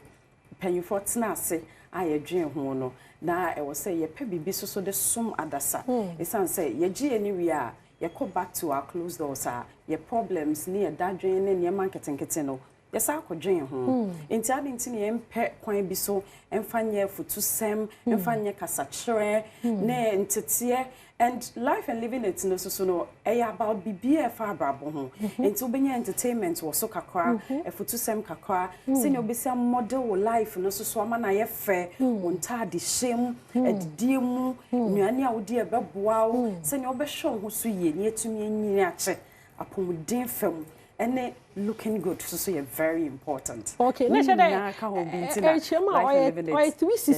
Yes. make her my friend a complete package. Life and living it in Kwana Jumedia, Obenya Bia, we show Jumedia Bia, so, and no, so. Konkonsa na opetia, ade beto afan konkonsa, ubeti bi wo wasum, entertainment, enyum to be koso so, efutu sem, send your be found one occasion, obi o wa, okwa abontia, almost send your BCC in a home, on therapy.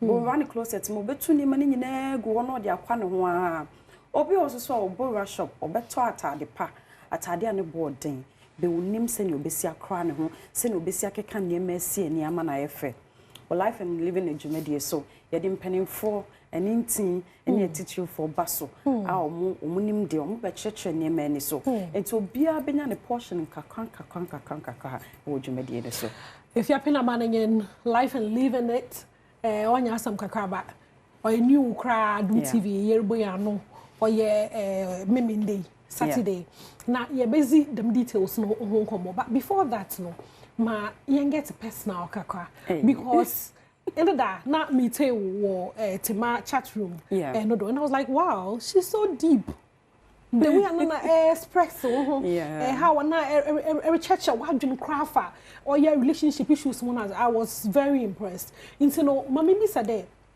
him for nyini him for na go school because na menya it comes to play obama ye hu say show no kra no nyimpa no baba tina do no obenye papa bia ka kire na na ndwumu do na ade okay into no mamu ye ne okay bianca said me a typical Kumasi girl okay Kumasi swami Kumasi kronom eti kronom kakra swami kakra be swami ne wo me twa me fu ma bo hyen swami kronom ye fan say kronom de papa ne kosi fie wo ho ma e kotena ho enyinyini wo ho but kronom swami ene bo hyen de me fia ne honom schools so the basic schools so the michini kakra me call couple of schools kakra me started crèche and kasa school be a very popular swami friend St. George's yeah okay. Because St. George's kakra and I call Harvard International and also so Kumasi I see so kakra and I call Full Gospel so kakra na school I call ye pa Shalom International and also a very popular swami honom because Shalom is school me share that kocheye and me too kwan kakra bi me ko buy and I was see a BC fast and to school be so me mu e hona me control me final BC e wo honom Almighty International school run ne year no me good pa then say hona me di wiye and me call secondary school me call secondary school class me call too me call Anglican kaka and me call Antoa so that should tell you to say your kind abrabo no wow be planet but no na betrayal send you besi akọ who dem make sure no and me call university UCC University of Cape Coast secondary school na call me call Anglican and me call Antoa so kakra okay ni na Kumasi and me call University of Cape Coast UCC hona me first degree also na me second degree me try me masters okay and you know yeah basically wow you are not just a beauty face not at all. You are a big brain. Yeah, Marco School. UCC, any product from UCC should tell you. UCC? Yeah. UCC 4? Me patron. But Bondrelo Wamo Wankasa, you must say to graduate from UCC. Debbie. Yeah, I want the Indiago, where your life or where you focus on your education. Now, Mamika says, me Jew, me started school level 100, my brother be a Koba. Ocean near mommy the bar school near idea. Also, mammy, papa, the bar school near, and carry out the bar school near, and no yim papa be go. And also, papa now bishop of him so very school. Funny enough, it became my favorite. Just a pressure near school mono.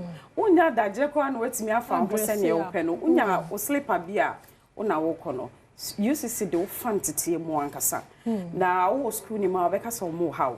But to graduate now ba failed. Now she our colleagues are almost a would dance. No, who say school not to the boss at Tawan. No, may I have a course there where UCC? UCC me a bed basic education. Okay. And I'm a master so me a MPhil in account studies. Nature the issue them nature they were into say I want to team. Yes. I was a teacher too because of bed education. No, yeah. My child they were my Methodist. My child they were my mama DA say DO say MA and also Cape Coast, but Bantama Mito this day or Kumase and my child is so Asante Maida. It's like a Cape Coast in Maine, so you're fantastic. There be Asante for the I saw ding. Kumase for I saw the Intimisia Casafo.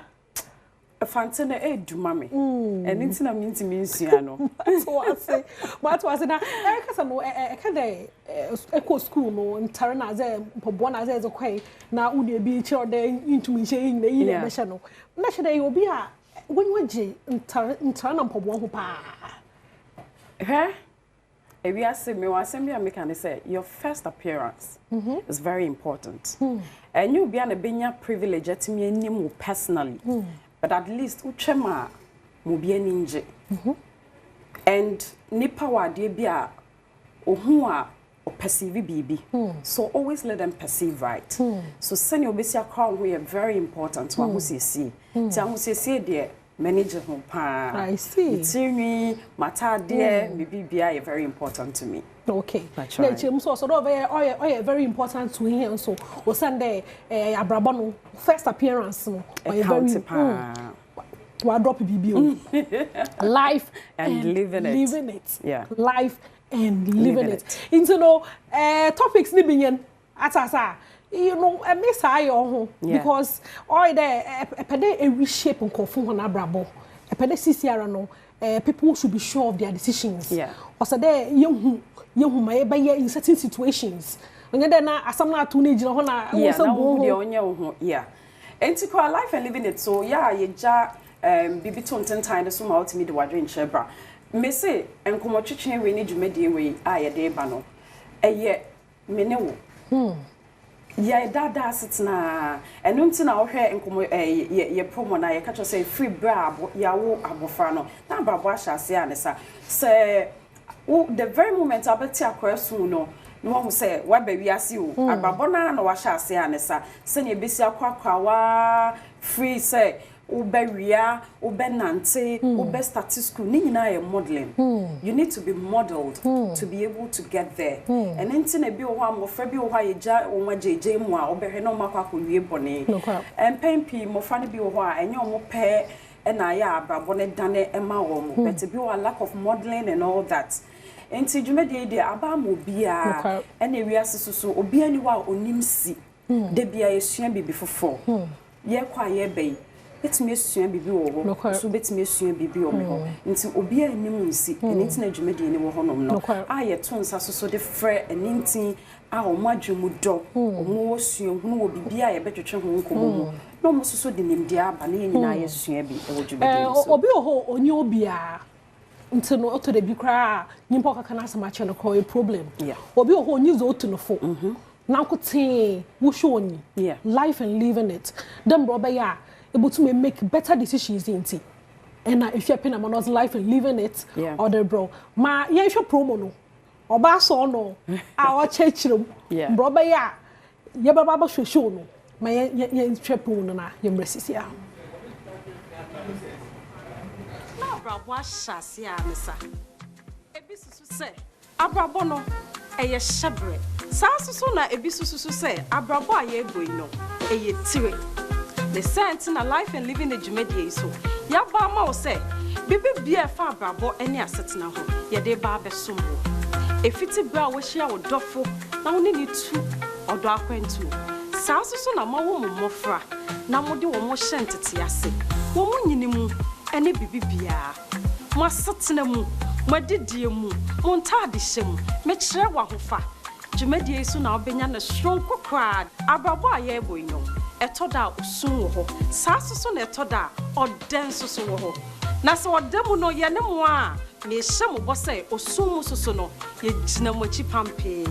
It's all about life and living it. Life and living it. Yeah, Danedi, Memeneda, 5th July 2025, 4 p.m. Ewa Adom TV so. Adom TV. Iya wazoyi. Me boni na chere sisi ade ebobo he na abrabo ni ye papa I mean miss na me sure that waso ehwe me waso ere miss because miserable wom waso miserable wom yeah into no ye nyina ye den ye miss Saturday I launching the Saturday way about 4. Me show for feed to her. Me say life and living a day because I make one sama adaje boy to say they make no. Me say a complete package. Bibia won't be. You had the also be a sika won ensem onya de power pepa but onim ba bia obeso free no kwar life and living the jumedie so ye de sanko for ne baso ye cheche bibia se bibi na si wani so na opesa wo ye nanso so ukuta usika kwa so onim ba bia obenya free on say ya to the stand say tiles won komodie efiemu asiesie se ne obesi decorate ufie ne bibia ye de ba life and living it so obi wo ha wo sifie awie se no be say fie no kwa mama na very classy e bi ohun video bi ohun pictures bi any fe but when you say sad and so betumi dia buy into existence or no any life okuta scan so nim baby a obenya free chese de ye twetwe enema pie free baby enema pani na ahemfie de life and living edwumedie so if you that so pa da adwene asem no ye ka ababo ho asem no na join the glamour and the beauty side of life ababo no se nyankopon bo na otimi bo kakra na bi ba wonsem a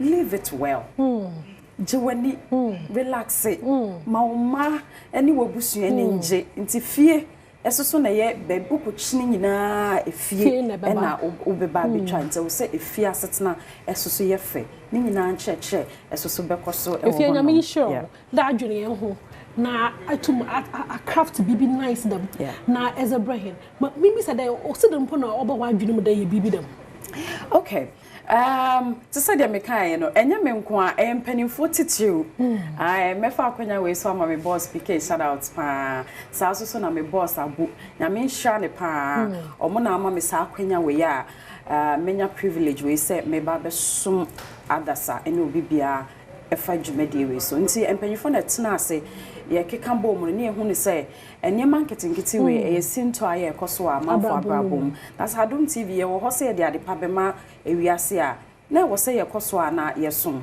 enintini ya craft we ya ye de brem so ye mpese obi abeyi ne TV free Adom TV what I say unya so free anopa ubenya bibia nkakwa kopem se de ne bekwa awieye kopem se week ne bekwa awieye nti de bia e wo say TV etumi da Adom TV so the one up breakfast what I say lunch you raise be nyaro snacks nyina ubenya bi Adom TV so package complete one and yeah the bro nti no Saturday you hwe about time 4 okay pepe me patron mama wo kwa akwanya na was invite okay nkofo mo show ebusuafo metonko akacho bibia say Saturday ye da ye nim ya me 5th July about 4 p.m. pepe pabo modian so be mo fidie no ada Adom TV ye pa life and living the jumedie ho ntoma kase pa anya asem ketwa na every Saturday we kono the subsequent Saturdays network so ne de ye nume 5 ebonu num pepe na de fidie ato na so Saturday we de 4 p.m. timisho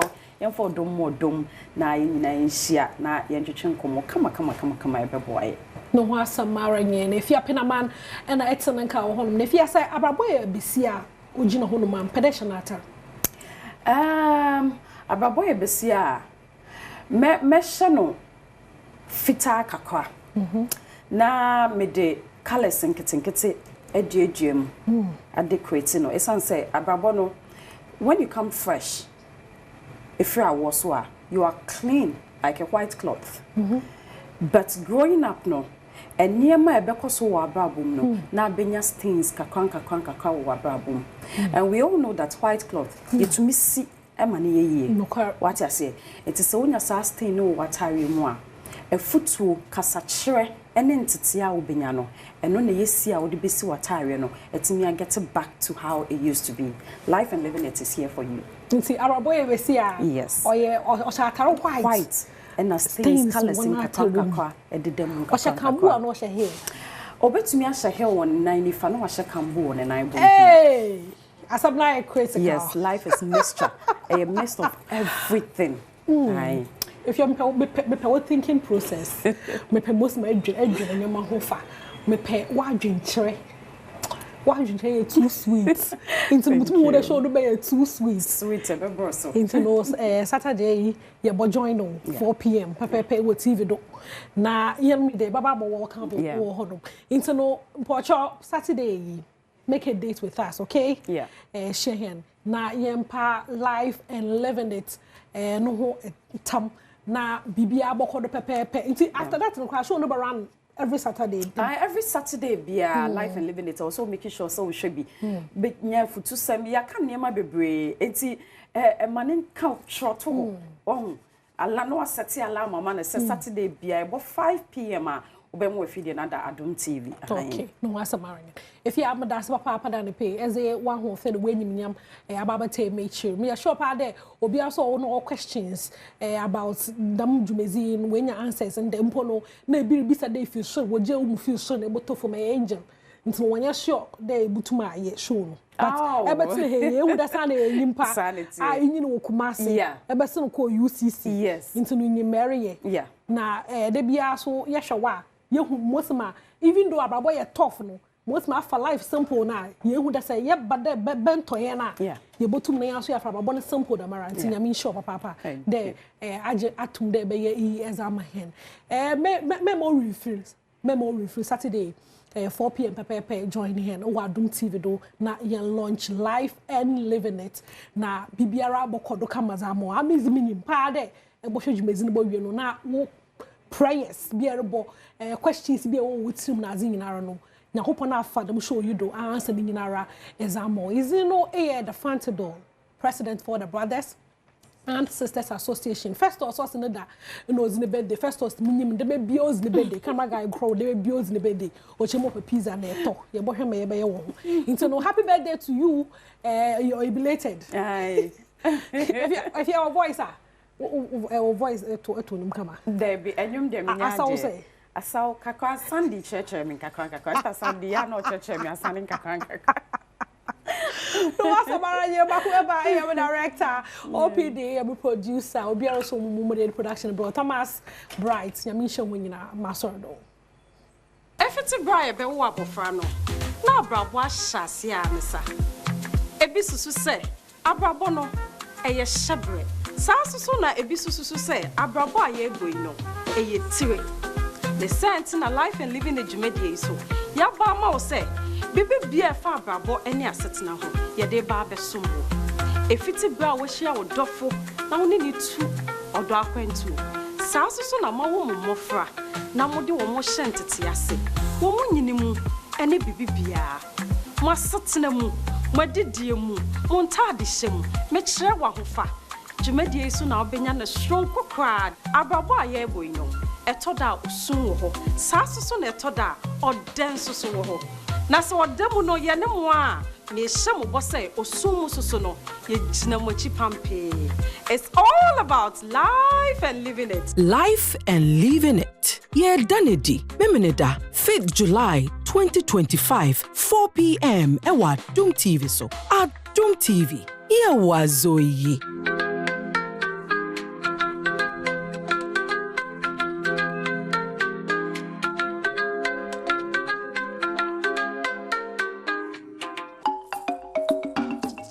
Well, that we know what's your saba. Yeah, 12 medias. So I make I say, non credible permanent eduno enum penalties. Yeah, the share na ba ewie kama. Me dance prebiada. Lot of options and choice, but ojitum say obehwe Adom TV. We are so grateful, and other platforms. Insura FM, Mini Ajanto Anapay, Michelle Anafe, Oko Love FM. So Michelle morning show host so on.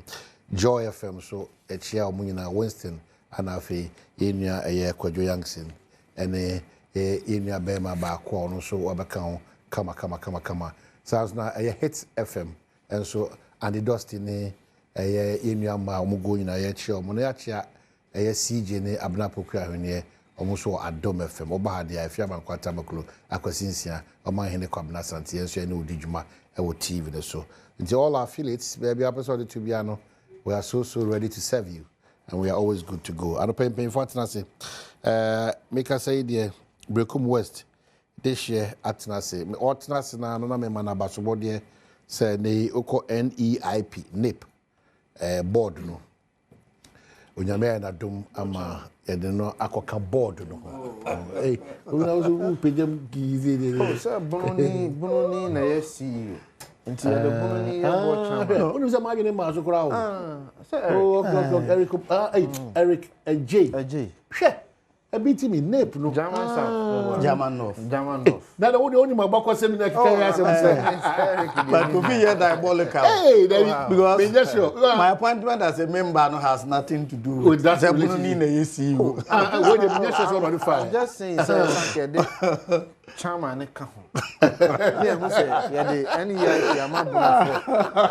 that's how me some but what is our problem? Is the best for us. It is the amount we deserve it. Look, that's what they know that the Blue region is one of the industrious regions. So the first of course you know can story in social media. So there's a place. But congratulations. Thank you very much to support your brother. Thank you very much. And the board chairman. Yeah. So who's your board chairman? Honorable Owusu Nkrumah Ababio. Oh, okay. Owusu Nkrumah Ababio. Okay. Also big time entrepreneur. Oh, Newman. Oh, okay. So he's the board chairman. Okay. And what the gym? The CEO, Miaminia Eric J. Okay. And then for under the Ministry of Youth Development and Empowerment, Honorable Pablo. Okay. And Ministry Eshenasi. So inauguration course. And on my NEIP mandate, and they say Yebebwa na yama human kete agina startups near here abwa nsanu juma etumi akoso and a key component of a NDC 2024 manifesto nti yebedo mampanyina ase na yada ye minister ase ada stakeholders war that ministry nyina ase say mama yakwanya say yembesom and we will serve with humility, with dignity, dedication and commitment. Good. Said your mampanyini any suade hunu ebe to me abam. Good. And I must say once again say Oshe Yenua Eric, one of the young CEOs omobai, omo vibrancy, omo dedication to duty, commitment, humility, abwa uplifted that sector, and we will support him in whatever way you bet me the abwa amanejuma akoso no man me wie ne saa no na wa unua Alex Badwam. Oh, Alex Badwam. Badwam. Menchia na no pai. The youngest CEO. But my I have also one woman. And Doctor this year. I have. But my on a more serious note. Wa hwe new month or more new site or tertiary. Omo ye diversion new road why you hono in fact you be born abaso the minister buyer obey inspection or no hu kwan na why na nya de ketua and in fact Kofi udu hwa na ye ka se Ghanaian contractor na ye adwuma we ya ni ahafu ni ntotroso ni this year the year adwuma na obeka say there because you do straight away what be mayor say one of the foreign contractors. But on one the year juma one who tunnel now or build the stone pitching the new kind of diversion. Fantastic. Maybe challenge is a minimum say we are contract we are. Yes, added the maintenance aspect in about for 6 months be na 1 year because at the end of why no they make who see and say cars na a fan your mama bros it could do one yeah omutimi nko nti no ma park kwa nchen nti I don't know how because even if for say omudi twi ase no but my that tells you say legally you are outside the legal limit because lodu no ma your requirement say you should not be protruding to certain level indeed the funds so do work out as I say you offload part of way no. But what from fitting crimes? That is it. It means a dangerous loading.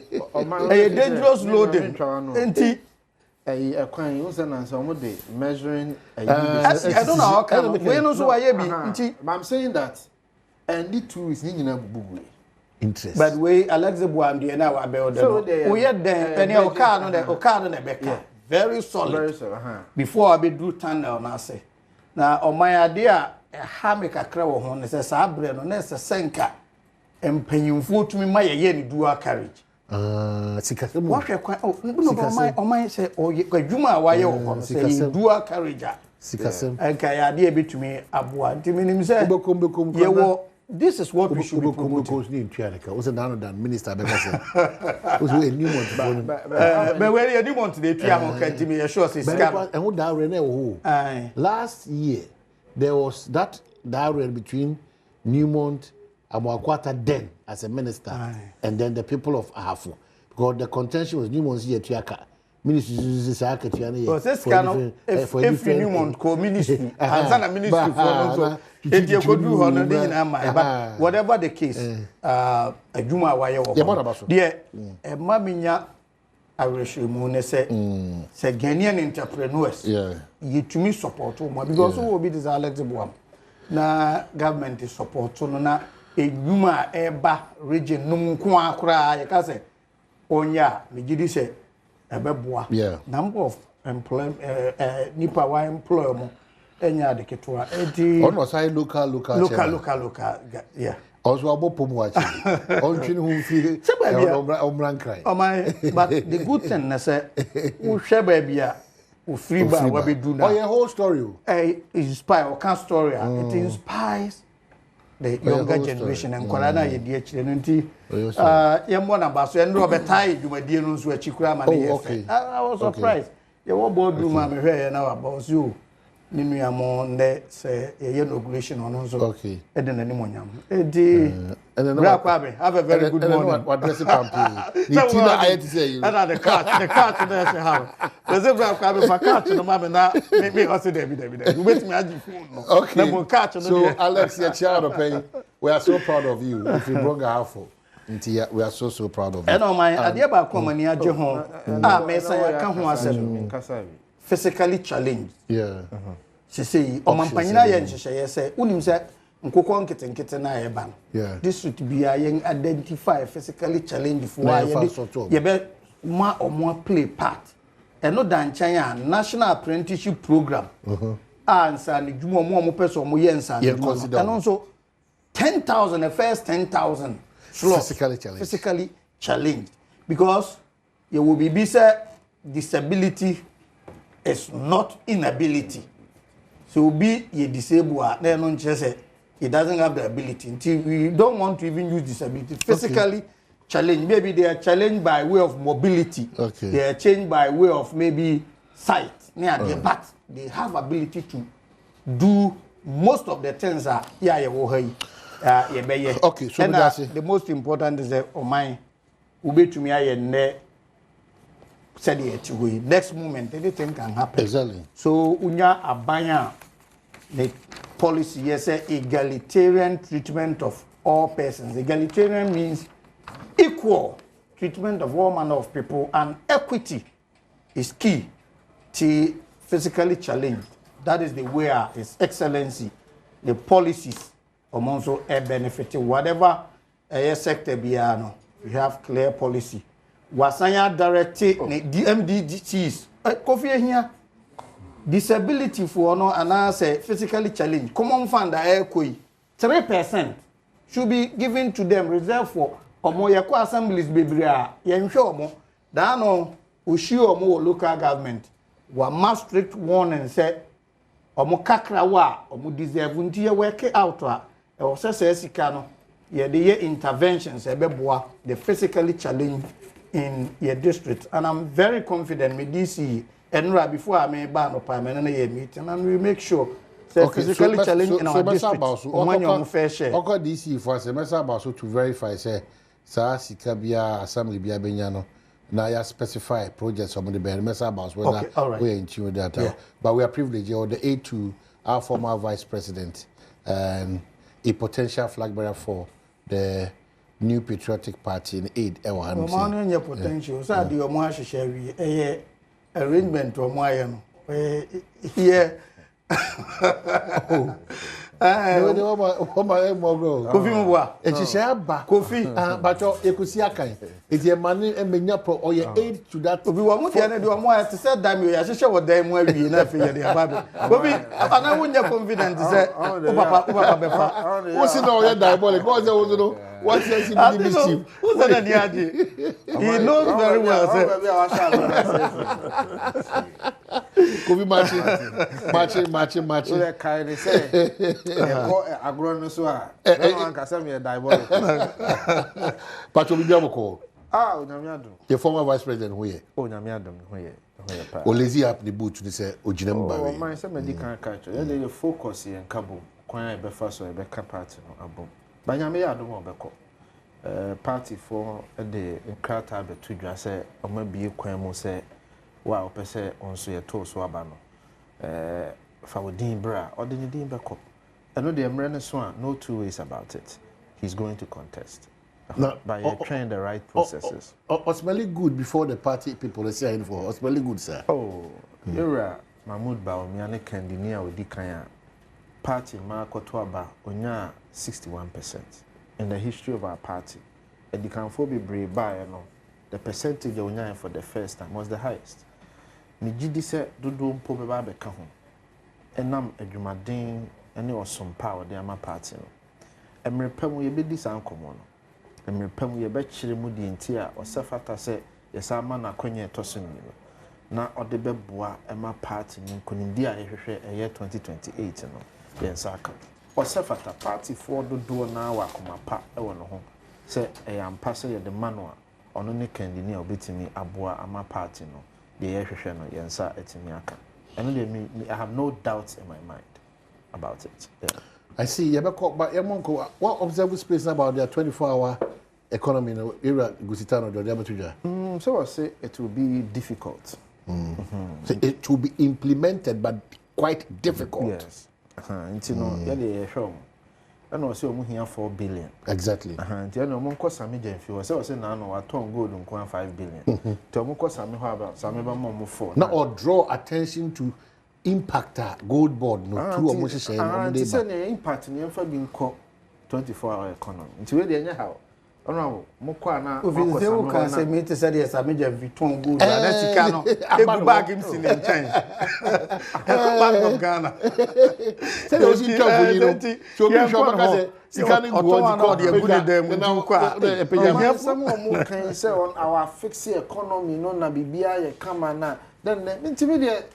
Yeah, Miss Matias, no, say. No, a Juma gold board, no, yeah. And yen Susan saw a papa, ever a binding. She said, Yen Susan saw papa to be so 24 hours. A Juba so just it also just says Sikana or Mapegu, or Fabian Combo, but I know Yen Susan so ama dollar no at Tebafom. And then Yen Susan so ama fuel prices. It could be a contributing factor. Kofi, oh my. Kofi. Abansi 10, Abochisi 13. The official here 10. Yes. Black market here 13. In fact, and now I know Kase. That's how buying any business on black market. Me say, and now I know Kase. For businessmen, importers. At 12. They go to banker. Dollar no kromu nyebi. And then last week, Madame Foucault did $10,000. And they are discouraging that. They can't. No, not. They are discouraging that yes. To ensure a certain sanity. They are discouraging that. And deliberate. We are talking about people who have documents. What they call craniamaba. They can't discourage. It doesn't have to do with importers. On your Okutankrata, Nagana for Onya dollars. Nano TV so. Unia Bernard Avle interview our one of currency experts better now was saying call bank so pay $5,000 omo enyebi bank for no free abochi Emma abochi ni buy no kuta $1 million abochi yes on TV a which bank no maybe a particular bank so you move to me see okuta one me see TV so channel 1 TV interview omo no one-on-one with Bernard Avle. Yes, 1 million. So, Mr. Omaya called the distortions in the currency sector. But I agree. Yeah. Okay, I say, Bank of Ghana for shall some tata abuchi for na can say. Yen come here because one of the major problems we have as a country in terms of our forex is of course. That is why I'm talking about market distortion, currency distortion. Because you see, so we say what the dollar number 10. Yes, ono mo a adwadifo na omo kodi dwa no wonya bi mom wonya bi amom a he no mo beko ba wonya bi ma omo. You see banks na wo ho no commercial banks omo koje dollars ni free Bank of Ghana. They are the custodians of the dollars no mo di amom. It is all ho no wonya bi ama wa e kire se ba bi o twe free no ne nsa anye den ne nsa nka. And banks are now directing Ghanaian businessmen to go to Abuchi. Ibakuvi, that is very dangerous. I'm telling you, live on TV, me yam shame. Was it Papa ne buy okuta $1 million? One person. And see, on my dollar assembly there, Yebeka, but enya no ho assembly Yebeka. And then July 1st. On my Kofi Asema okay, me mama His son said, banks no so me meaning. Just last Thursday, a friend could be dollar account. A particular bank. Yeah. Manager no, madam, for no discourage say, I mean, they are not so. And their banks no no encourage a man for say. So to tell me, say banks any dollars. At this it depends. For instance, me reference me bank here ABSA. Me bank here ABSA. Me co-host here. Na me to kwanya de me. I mean. Rate no ewo form. It depends on a particular bank. You can say dollar why at this stage. I was very careful with my utterances. So maybe one particular bank on running. Or my own say wow CD account sometimes ubeko bank to make us say sika pen that time. Omunya. Efe bia omo edibi but a temporary shortage. Interview importers and the business. In fact, truth also is that I have a voice here and I hear discussion with the positions. No, this same complaint. Two. The first phase was that you call see a copy sikana yenya. No, my reference here called black market. It make one the contention that the survival of the black market is for the church. Is it what I mean? And for the church because for black market to have that strength all the time. Say or shortage crown boom boom. It's another matter. But for a bank to make that reference, it's also very even against the law. But you don't have it. But all references. When the people who are trading have not been licensed. Let Uber bank, you know. So omu catch you say rate, you know. And your papa. Yes. A black market. It's just the reality. But that is very dangerous phenomenon. Dangerous phenomenon. First July. And see, insurance. As in the car insurance now, once a car cries. But on say, can you effective today. Oh, I feel the material effective today. Honorable more ecotanas. Decision on my taking say, wow, non-life insurance aside from motor or auto, you better charge you 15%. Plus levies beka ho 21%. Enti bambo ne ahotoswa wa brabo a wo bo. Oh man. Kufika 1st July dey about. National Thanksgiving. And na holiday, National Thanksgiving. But holiday, but your transition, Republic Day. Okay, no one say more. No crap. 1st July, Kofi. And the 1st July, we can Republic Day once a month. Kofi ayade say. Ye nyina adwuna kojina mpai border. And then but Oma yesaya pass holidays amendment. Bill amana be act. And look at above for by muhimu. And the above for and another contention. Above for by say nyina ebese si akire. That is how you have played us. It's what can be because what I'm happy is that but justification. Are we talking about justification? Holiday holiday. But let us draw our viewers' attention to the day, say a special day, a holiday, a Thanksgiving service. Exactly. No problem. Automatic. I can't wait. So and then no plane. eko kumase na sheki na bia obi ato travel insurance atoso se mesimi dan mato insurance atoso ene Ghana ban a honorable ka ho omakɔhye kokoa pass mra na onim kwan mo fa so announce no an say GR dey to on Facebook o asa they not even what here once make ho asem on person make not even ya pass mra da me ya pass mra da me de me person o man you see o man me say ya pass mra da me o pass in da ben na ya pass mra the effectiveness no what pass e mbra wo ho dada a mo pa mo ta na mo pass da ho effective 1st July effective 1st July ba o je kofi o de ba me do on about kofi on pass mo si say mo no dia na take effect ne what abai me do so NDC abai no dia to anko minia but o se yakọ pass em na be say ya correct o man isi kauti o man me ba kauti me ba me so kauti and ade so ye ne say na no ya pass 1 CD eyi say ya ba ye nyina hu say ya ye mra say the 1 CD be kafu whatever I mean cancer finance minister on my way and cut topic finance minister CJ ensensema adi na da hayo ko bi be so yi ade ni nyina efi ho na you ma mean cancer ko bi ade de wo hayo o ma mean cancer okay so what has to be an of video mama story CJ story and no ya beba when you free topic and then am baby en kan de no aka ba yi Brekum West for why educate you why educate you se me nuanom wo soma me ba na hye bedwam no de me ne maban aye ni nti ne Brekum wo property a wasi udan awi a wo de insurance ebeto so no aban no beji wo hamu abupen dunum oyo the levies insia ka 21%.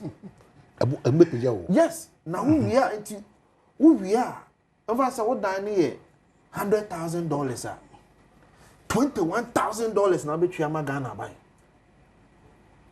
Brekum West information betua ma hwan Ghana buy $21,000. So dan ne 100,000 21% insurance no utua de ma buy. Meba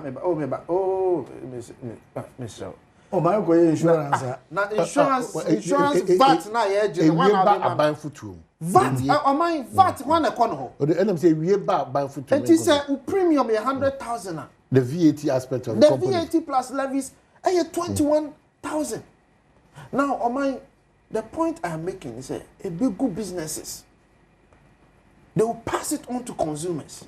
Remember say growth and sustainability levy no this month businesses are going to start passing it on. No, I know they are ashasi, but you see it takes time for it to in the production process no it takes time. At the end check once the businesses start feeling it they will pass it on and 7 months into the year reasonably it's about the time I will be passing on. You know, the 14%, 14.75%, and then 2.45% on electricity. Say starting. Intermediate. Me boa na wa educated Brekum West for because what here almost show. And can the mission is can no pay wafa a passion nan ko Brekum West. We me free one row. Now what did stakeholders meeting on Sunday. I say we can want some more.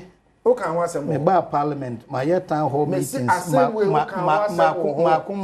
18 I always into your mind me dey be see here na say plastic nso a ye nuanu Brekum West for bia obi a oye na dwuma kakra okoto plastic product e dey na dwuma na 7%.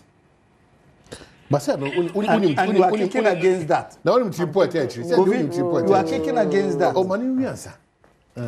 Intermediate. O mind dey make can say, and July 1st, they are expecting. O man fe betimi akoya asem. I see.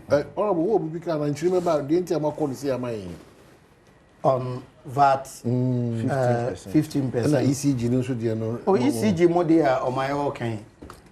D keke.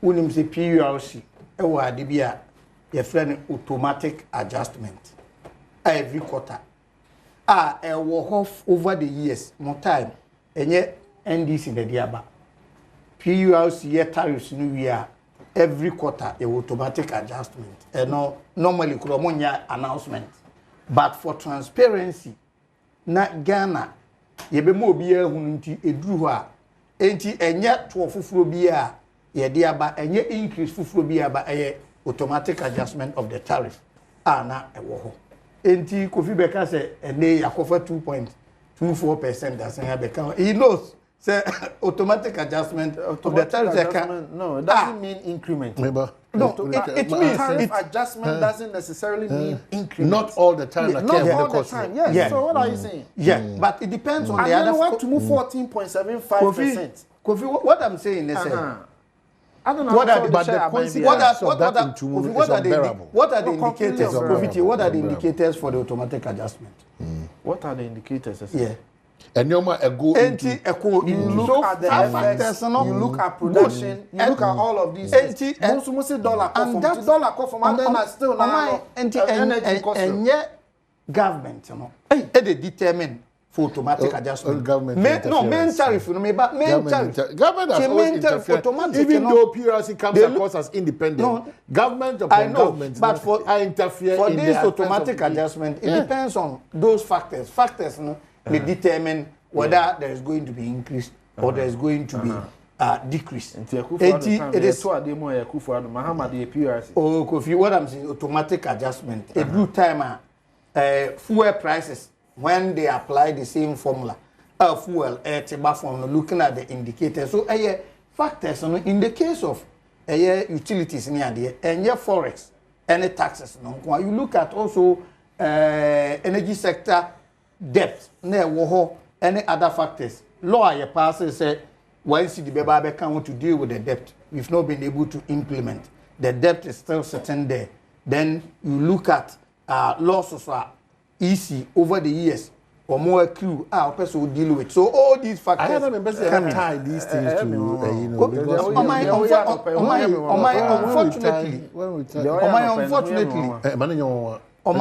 unfortunately sir no man and they come into play.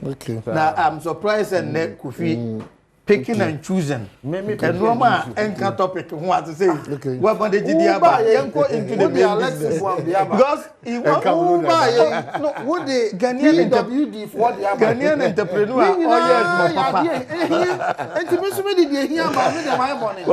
so there's a lot happening in that space. Okay. Okay. You know, especially when the GBA talks about we should be watchful. You know, we should be careful how we are dealing with this. And then matters of Kofi Juma and Hanan Mons and Semni Yuko bail conditions and all those. So just speak to these issues for me. Yeah, on my measures here. In fact, CJ issue now last week, getting to the latter part of the week, me call radio stations too. So it decided said no comment on raise issue no because can't. But with the intervention of GBA no, them are take another twist. As I said, you can't assem. Now the omai have make a cry say share occasion na GBA assign the cockans are same way now. Ama the reflection, the solemnity of the occasion. They kai judge for omu free mu ya. Said never again in the history of Ghana. While a media reportage, nobody is talking about the significance of the occasion.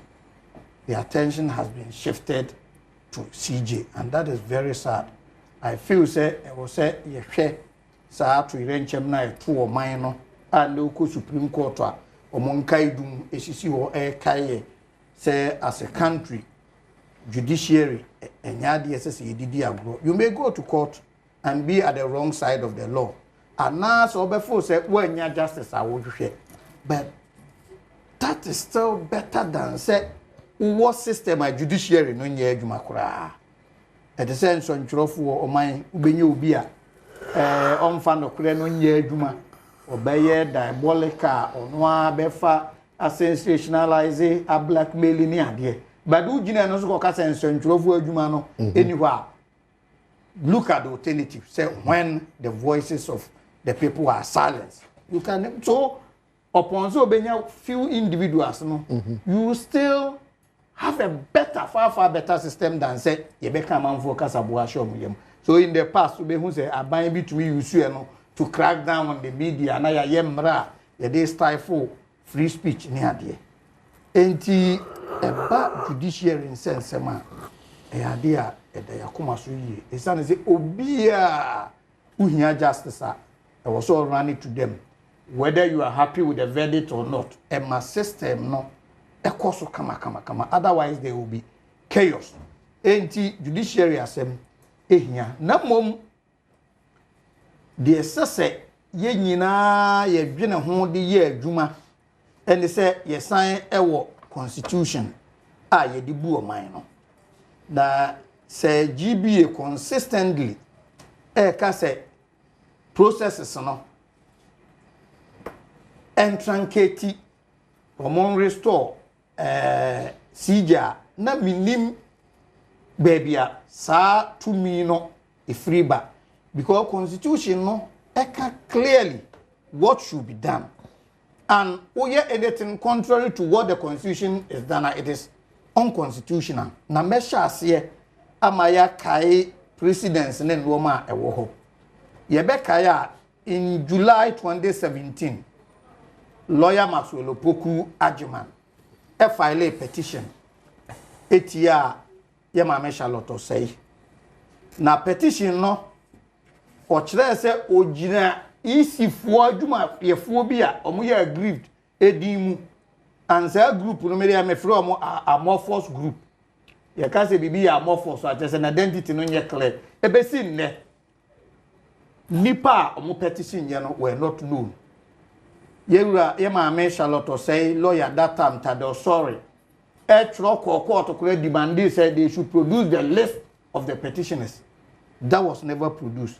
That notwithstanding, President Nana Akufo-Addo, complying with the Article 146, 1 of the Constitution and the subsequent provisions, refer matter to CJ then. That time, na Mame Sophia Akufu na Chief Justice, or establish a prima facie case.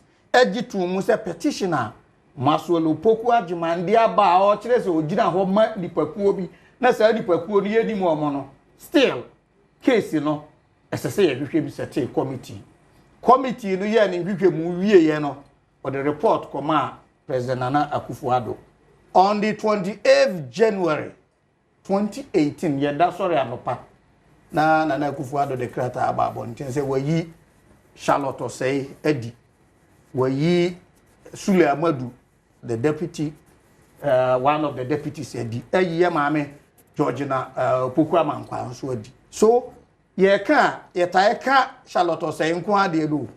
Ye yi Charlotte say ni the two deputies ni nyina edi. Sa abre no ye nyina jitu mu say Nanado was following Article 146 and then the provisions are ewo ho. That time ya antise GBA a complaint and in fact o mine na ye the president bia wo Ghana ha se ye yi electoral commission adi enti ene die ye omo ka se we ye the presidents no at the time Charlotte say go through this process na ne die ro kra court mo raise human rights issues say o mine obi accuse na wa accusers unimu omo legal representation no ne gina ho but the people are more accused of being never more. Yet the processes went on. Emma, ye or more di. Abesin ne. And GBA never complained.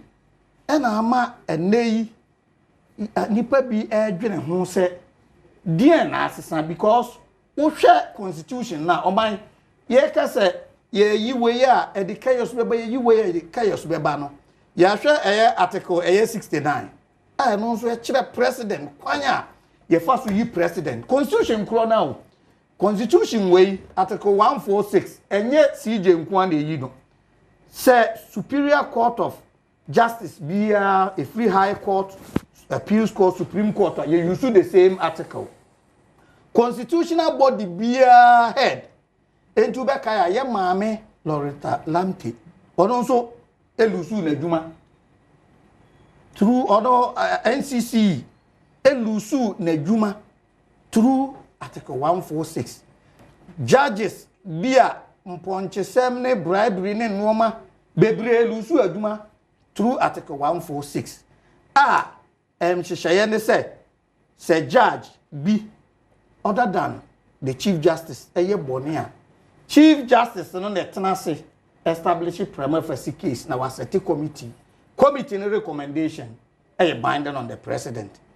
ye dia ye adwuma ana mra kro no so a kire se judge bi ye bone EC ye bone NCC na chief justice and establish prima facie case ma ye set committee di boko adu a se chief justice nso ye bone a say necessary ye no so be petitioner ono nso president ne council of state entra se nhwe se case no case ye say ye hwehwem a na council ne president na se omo se ye say ye hwehwem na ye say ye hwehwem a nhyehyeye no say constitution ne say ye hwehwem a president yi supreme court judges bienu na onyi timaimufuo miensa sa timaimufuo no omo nye lawyers omo nye MPs na omo nka council of state ho president yes a nhyehyeye no committee no atnase enti dien na nhyehyeye we avaleti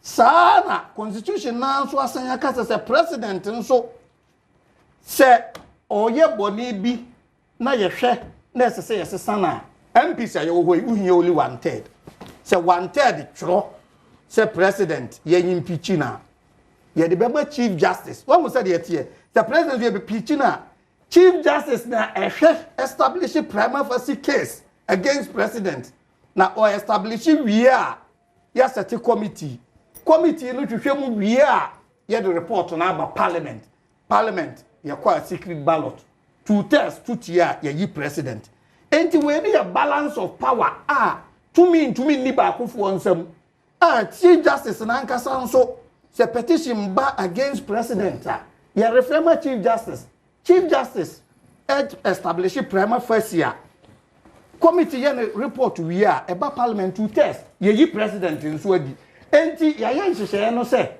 obi anyone abenya absolute power say chief justice ye da dia chaos no otherwise if chief justice ono a na wotumi ye ntumi nkan ye ntumi nyehwe ya na chese ono abeye god president himself no ye won nhyehyeye ono nso ye di yi na di tie bese we are concerned about the ecosono chief justice wakanwe yes. And I think the chief justice is not being fair to the system, to be with all respect. In fact, we'll be our rising to that is why I'm in person me commenting on the issue, but on mine, would ya judge if we say judge at case so I would be asem. Na Nipana would do a more asem no will be decided say or by a press conferences actually didn't say much the Ghana. And no, you show contempt. No crowd different case because I dream a tired children say, Embrana ye de year, Jumano, who could gina public, and actually, Chilima, 1 year, Nipa be a Junebay say, what's them now, walk on a yellow crane. And the judge of one ruling Bebano. Now, just a court no worry the court no because I'm avoiding the same.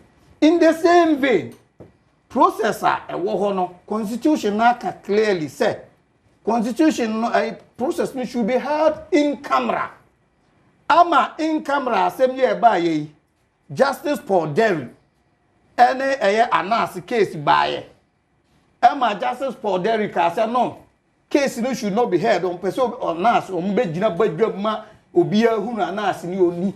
Supreme Court no ruling say no such proceedings constitution no say shall be held in camera and upheld that ruling. So not only it is a constitutional provision, Supreme Court has also ruled, said, such processes shall be held in camera. NTD and Ama Chief Justice they demanded the public. So they are all designed to create chaos, and it is very, very concerning. That's your That's understanding. your understanding. Because on my you first but good. But already issues to no, but the issue already or public. The money you're concerned and they say committee cannot come to defend itself in public. And only the very day so your court proceedings and that is highly contemptuous and conventional. Be way so court proceedings won't mention content, but as be also pretending over your judiciary, no.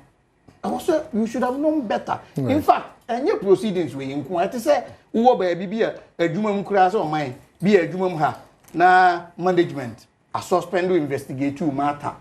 Instead of appear before committee, then you run from radio station to telling your story. Are you being fair to the other side? Because they may also not be able to come and respond. And in this space, you can see Jayane Nanka committee no among to invest on my press conference. There will be chaos. So knowing very well the committee may not or will not be able to respond to your allegation. Why don't you put those allegations before the committee? And on mine, let us not for once think say ye ni Ghana for omoade omoadwene eye adwuma. And think say be a once I set a committee no dey a foregone conclusion say Chief Justice Ebekofie no. Even in the heat of political a year, MPP were majority, were parliament, and this were minority. Ekoto abayi speaker, yet Obama party no minority because people have conscience. Obi tinazi say no, even though I belong to MPP, but nipa na yedena bano. Ebetumi aye adwuma na as a speaker intimate woman. In the same vein, President may set up a committee, appoint members. But they will look at the issues on merit because amongst your reputation, generations, posterity will judge them.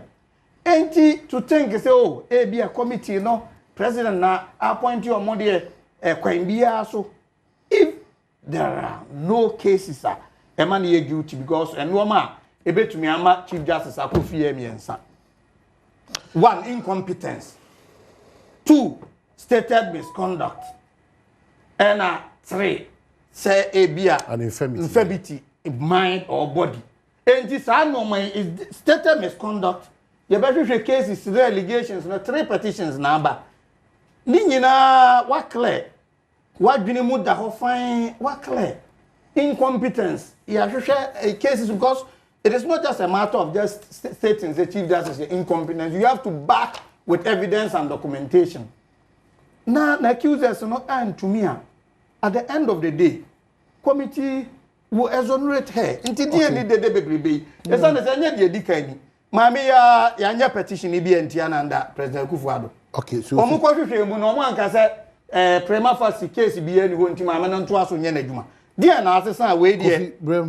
Entumi nko wie say maame no onye eboni bia. Enti say maame no nye eboni a I think say we have men of integrity or more committee we so at the end of the day. Na mom wa ye boni na ye sesa no na because we ye judicial crisis a oman obi a ono no hwe ye mra so se boni a ye kan se ye no kre na ka se ontena ho in the name of say asundwe beba na nya asundwe na ye pe oman panyi ye boni a we should go finally on my GBA ye besre the way GBA e operate e wo Ghana ha no clearly a show be say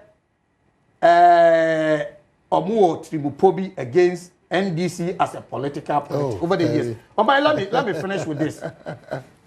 But under president, we have NDC members or we are part of. No, but GBA. That will be an GBA wouldn't problem omunya. Openly now, omo bab on thing with a position, even resolution, that you have key members of GBA openly. What be that? Because na kaneno GBA kasa.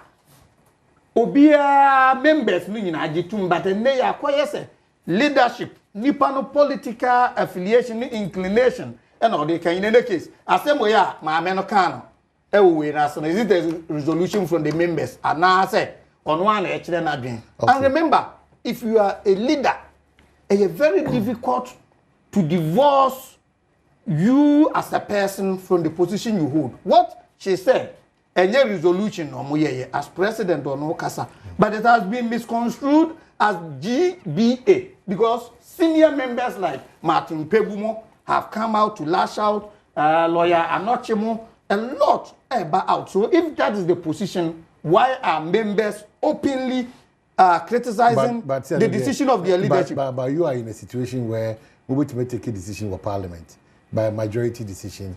Others will come to criticize it that we were not part of that decision. Even though before I criticize it, just who dissent openly, because when if you don't dissent, now you agree we are as a team.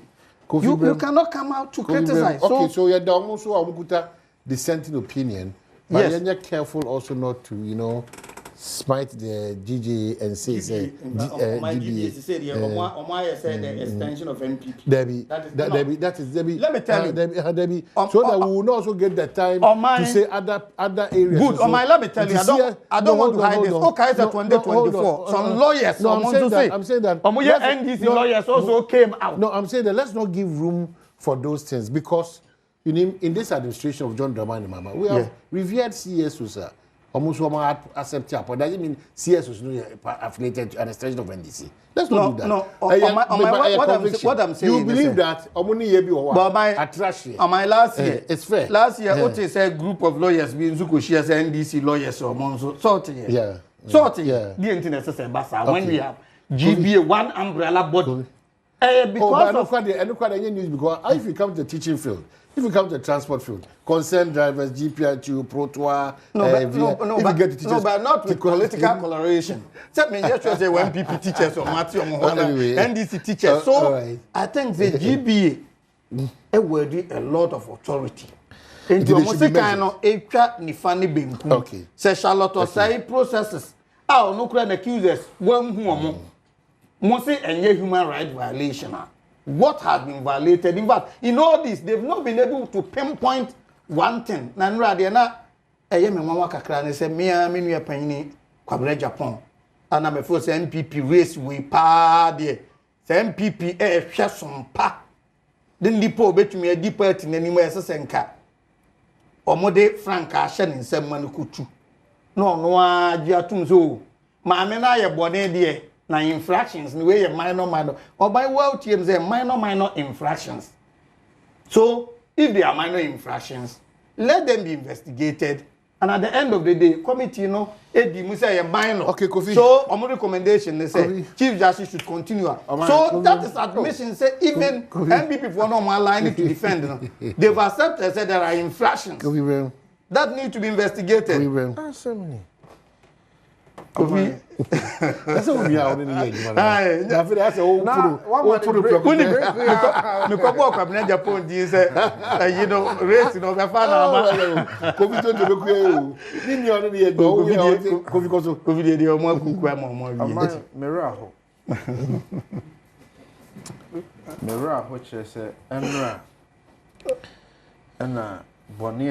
COVID 43 years ago. That's what we should be talking about. Ekofa a judge for almost some or minor.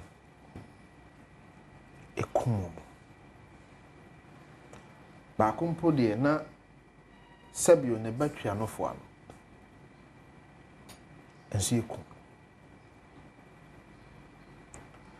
Omai omo bani omo ye ne say. Mini a wati hai. A more political party. Their history. That time, not any political party be a organ high friend NDC when at the time entry months, so they're quite. No, but there was no political party. It was a matter of record. Oh, yeah, teacher for you. Yes. Abakwasem no tree free maba. By extension, they would be able to come for free. They came with guns and killed judges for no reason. None in the area. Reasons and Sabi, a more ha. Our modern man, Nano. And where be no Mujina so now, the come judges for. So they murdered them with guns. With all respect. And then I think we should not allow this. Say Omwa Omukum.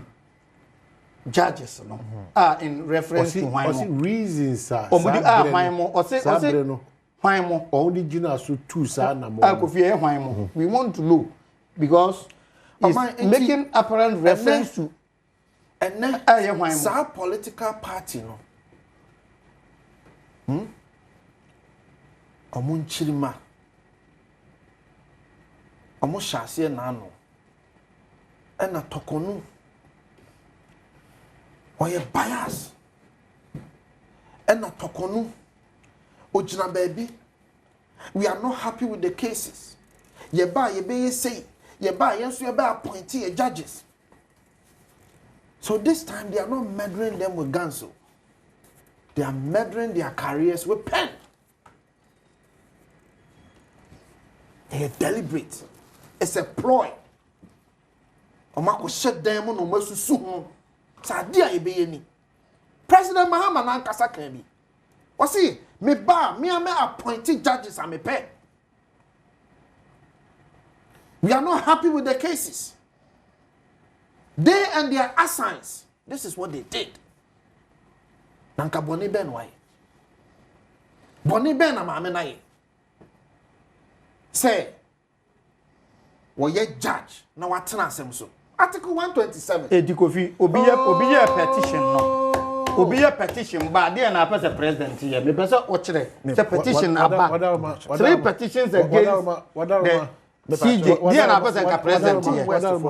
Dey na pass the president here.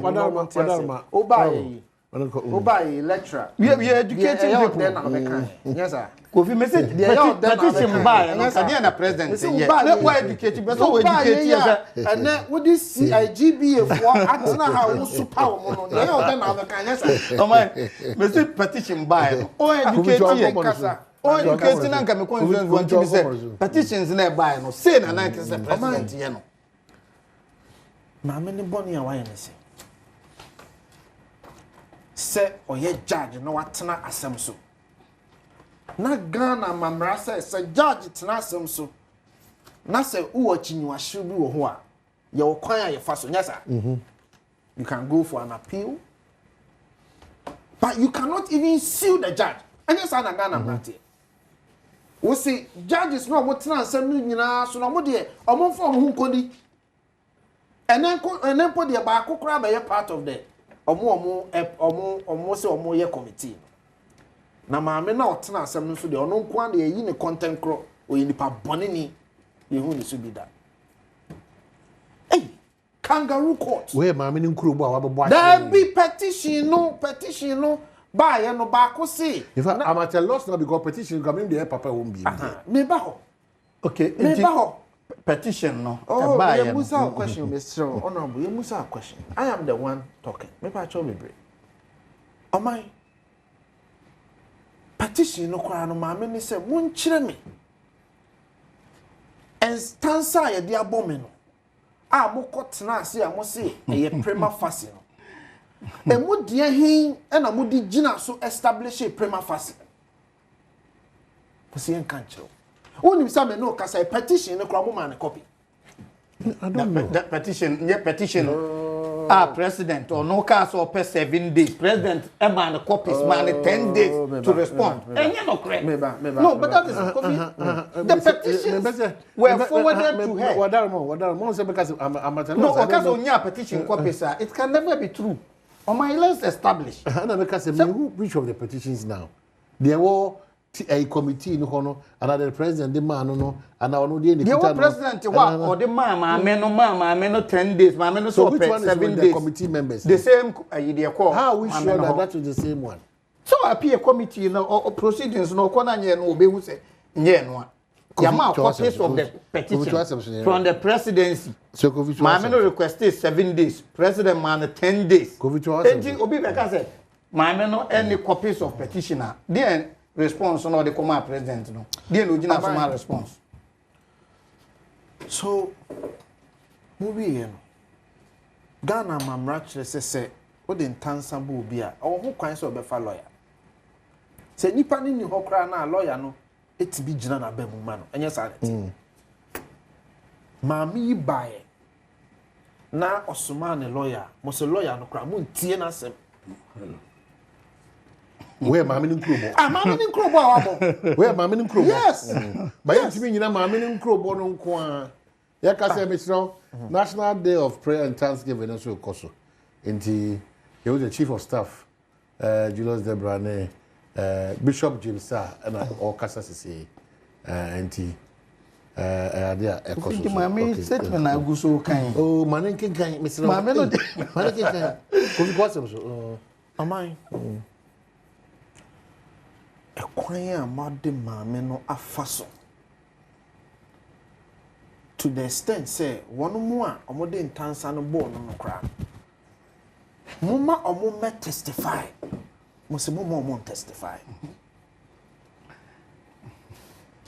Sabi, what can some to be so? What some more what can't to Nipanoson? Be church munas and Nipano suo, post and be our bisawa. Committee is a young man testify. Now, who cried the young man cross examine?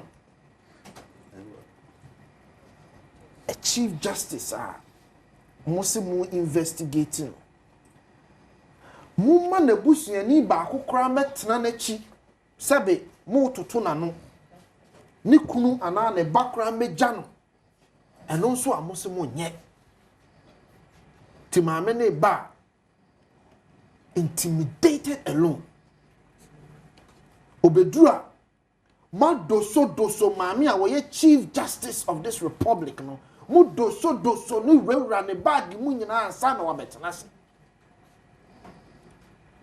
ni nyina ne se mo kan na no se mo ba e kwan bia mo be fa so mo be pam maame no mo be pam no se me boa ka kire me se me boa me na se po ni tiri mo pa mo boye na no eno makọ hyenkofo bi achi se omunfa petition asabe emu ha we emfa mra na mo fa mu maame nanimu ase cause na de muntimi mfa tuo bio muntimi mfa tuo bio nti na mo de pen ene be gu maame nanimu ase. Mine repeatedly, I take serious exception. You can take serious exception at anything. You can take serious exception at anything. This is your party's history. No. You can't run away from your party's history. That is your history. You can't run away from it. And this is history. Now, on my... gosh. Mo yes anyema we. Adi ayaya die. Na die ya ne say. Baby a ne wo fire bo po eku ne wo fa anu mi say papa na wo ka na asem no na wo te ne nche na maame ne te ne nche akwa